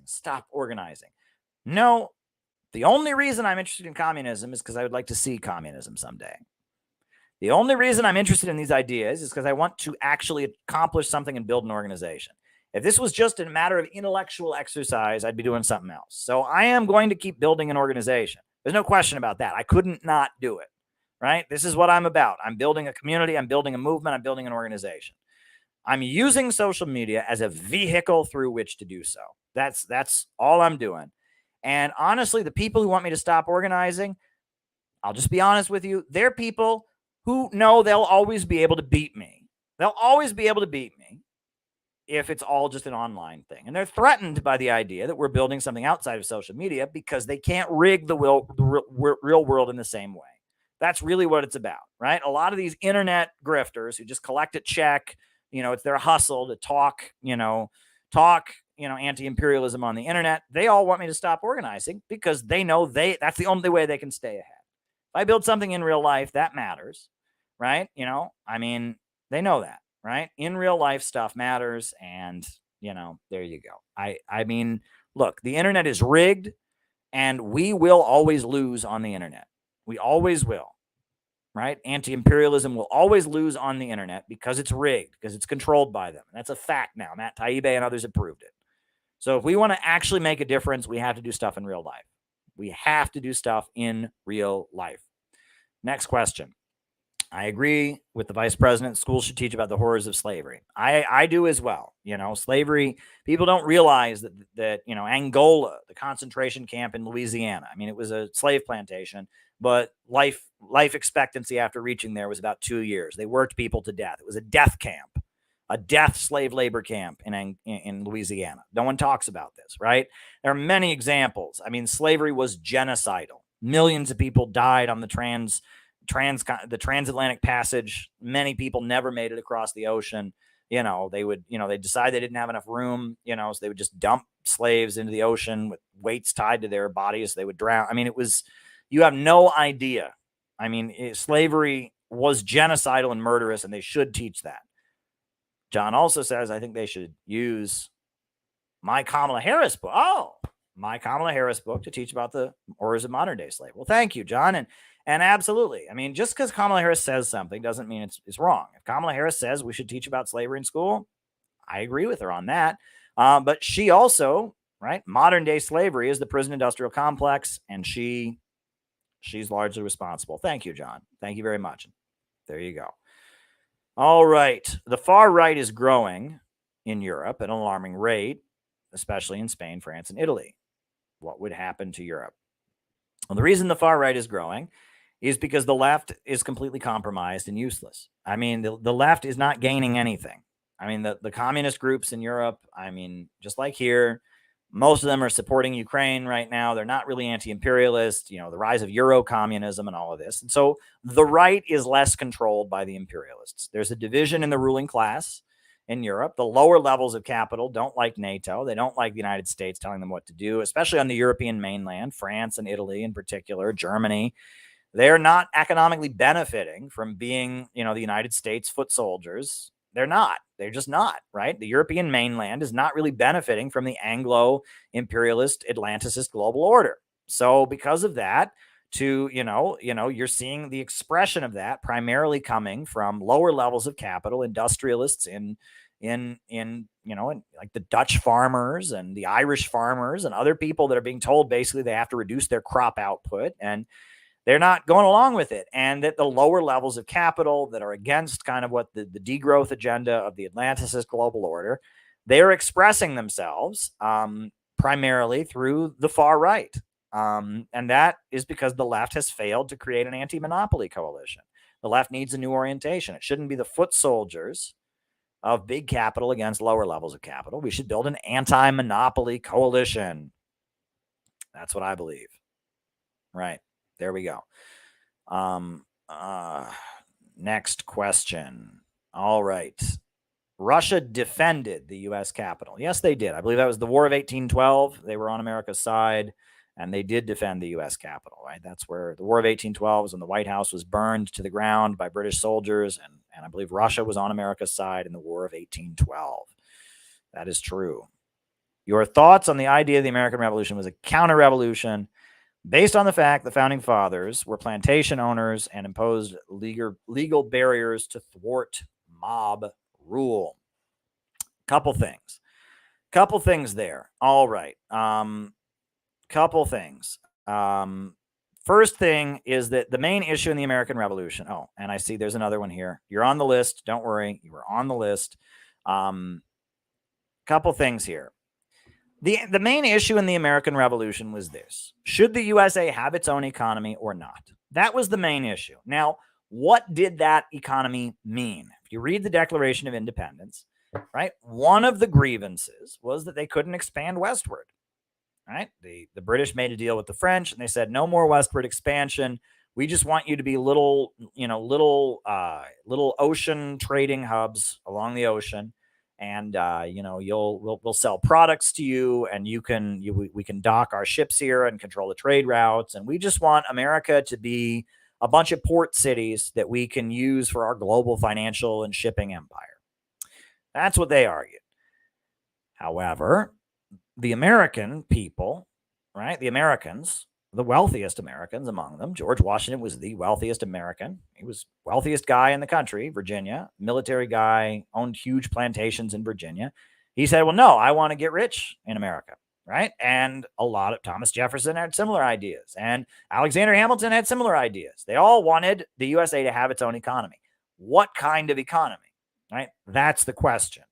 Now, Thomas Jefferson wanted a slave economy. Right? His ideals about the yeoman, about the small farmers, that was all bullshit. He was just for the slave owners. He was a puppet of the Southern slave owners. George Washington was also a slave owner, a plantation owner in Virginia. But Alexander Hamilton, he was an industrialist, right? And he said that we wanted the USA to have more of an industrial economy. And he wanted the USA to have a national bank that would facilitate and fund projects and stabilize the economy. There were different things, but what all the Founding Fathers basically wanted was they wanted the USA to have its own vibrant economy, and the British said, no, we just want you to be we want you to be a useful prop in our kind of global trade route, our global financial empire. That was the issue in the American Revolution. Now, to be fair, the USA having its own economy meant the slave plantation system expanding. So that's what it meant. It also meant westward expansion. It meant, and a lot of the people who fought in the American Revolution, a lot of the poor people were promised land.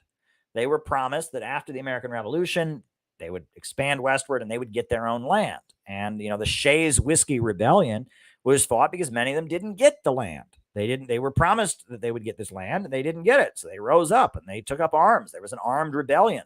I forget where it was, Connecticut or something like that. You had Shays Whiskey Rebellion.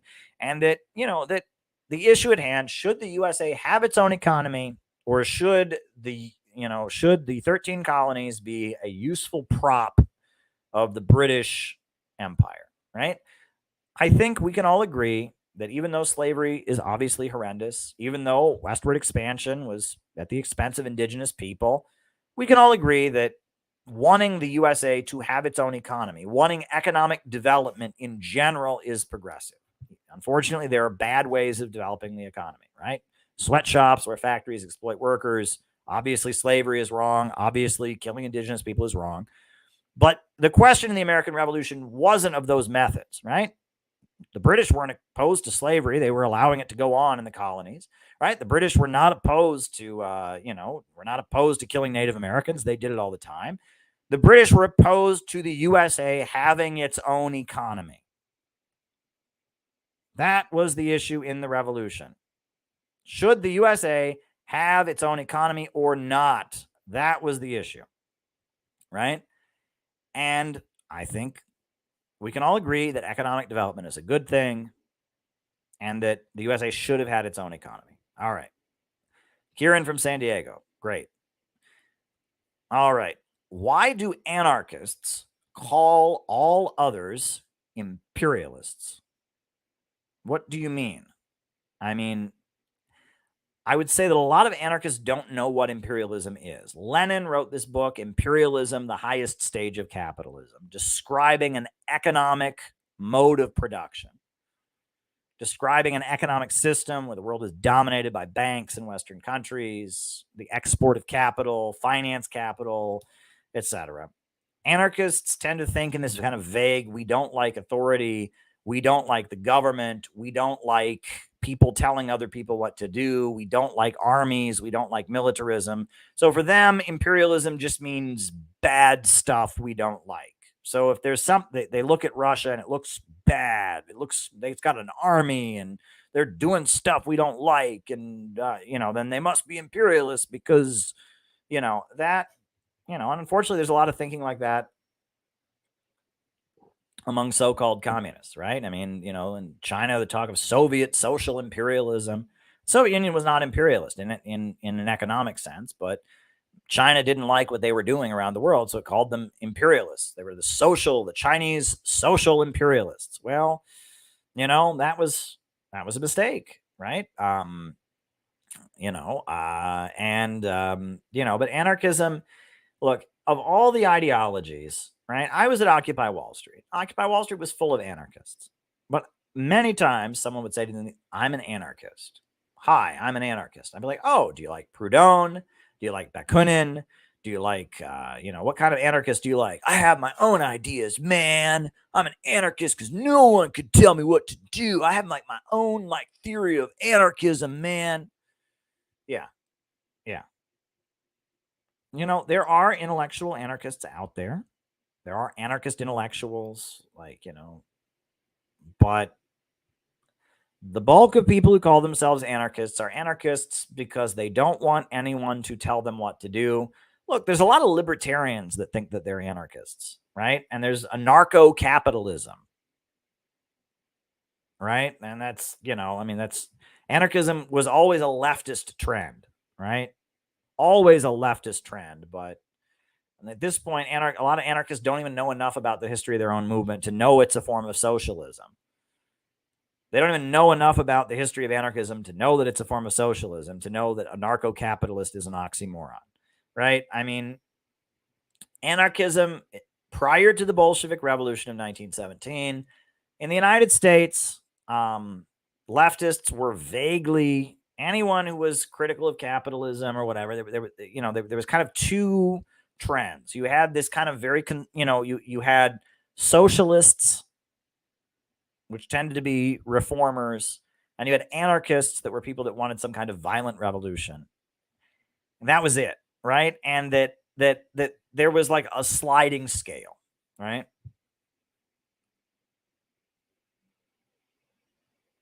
I didn't say that, but anyway, I'll answer that. I'll answer that when we get to it. Like a sliding scale, right? Emma Goldman, people like that wanted a violent revolution. There were various reformist socialists who were elected to government who just wanted to, fix the sewers and gradually move one stage closer to socialism. You had people like Eugene Debs, and it was kind of a vague thing, this vague movement that was critical of capitalism. On the one hand, you had the socialists that were kind of reformist, and you had the anarchists that kind of wanted a violent revolution. And it wasn't really until the rise of both the Bolshevik Revolution and communism, you got this ideology that was aligned with the Soviet Union, the Marxist-Leninist current, and then you had social democracy that was the socialist parties that rejected it. Then you had anarchism that also rejected it. That's when things got a little more specific. The Russian Revolution was kind of a clarifying event because it created the Communist International, which created one specific, very specific ideology, Marxism, Leninism, that defined a movement, and then everyone else kind of lined up in relation to it. So anarchism was a very vague term. All right. Could it be said that the culture of, I already answered that and no. All right. What would you say is the most succinct rebuttal of the claim that global capitalism cut poverty in half worldwide? The most succinct rebuttal to that is China. The overwhelming majority of poverty alleviation that has happened in the world happened under the leadership of a communist government in China. 800 million people. So that's the most succinct rebuttal. But on top of that, what was the greatest period of economic expansion in human history?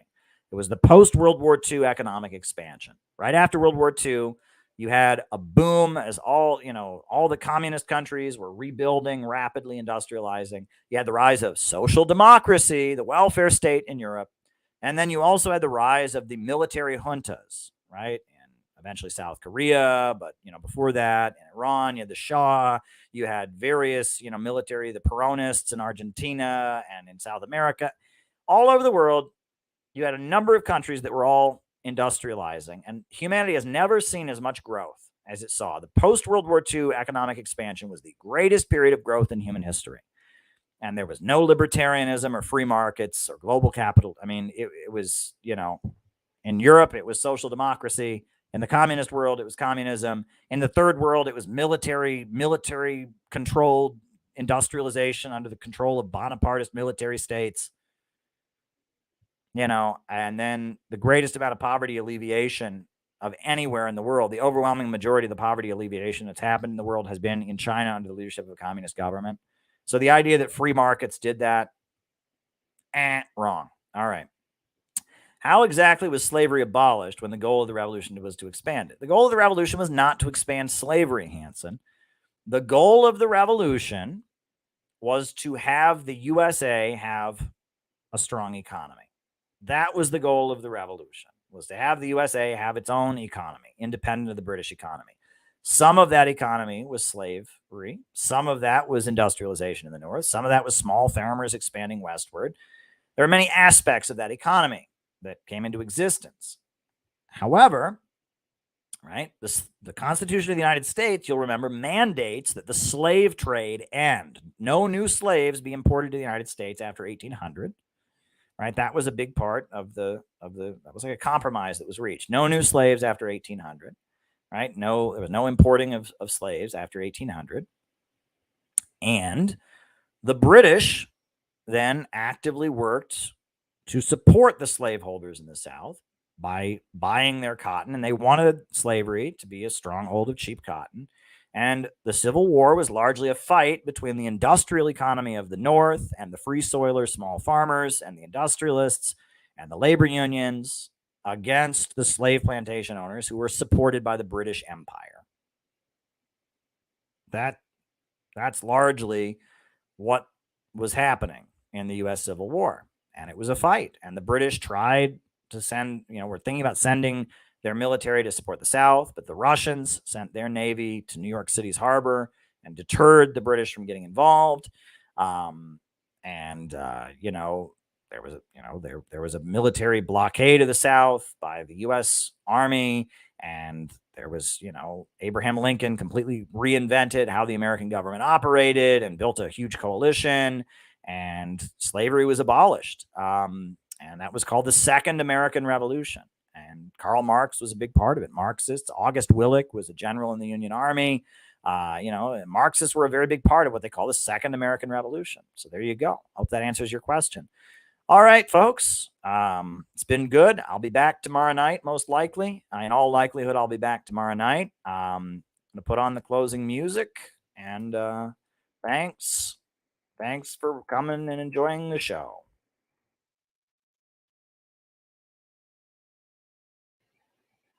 Upsurge in the struggle against U.S. imperialism is now emerging throughout the world. Ever since World War II, U.S. imperialism and its followers have been continuously launching wars of aggression. But the people of various countries have been continuously waging revolutionary wars to defeat their aggression. And while the danger of a new world war still exists, and the people of all countries must get prepared, revolution is the main trend in the world today.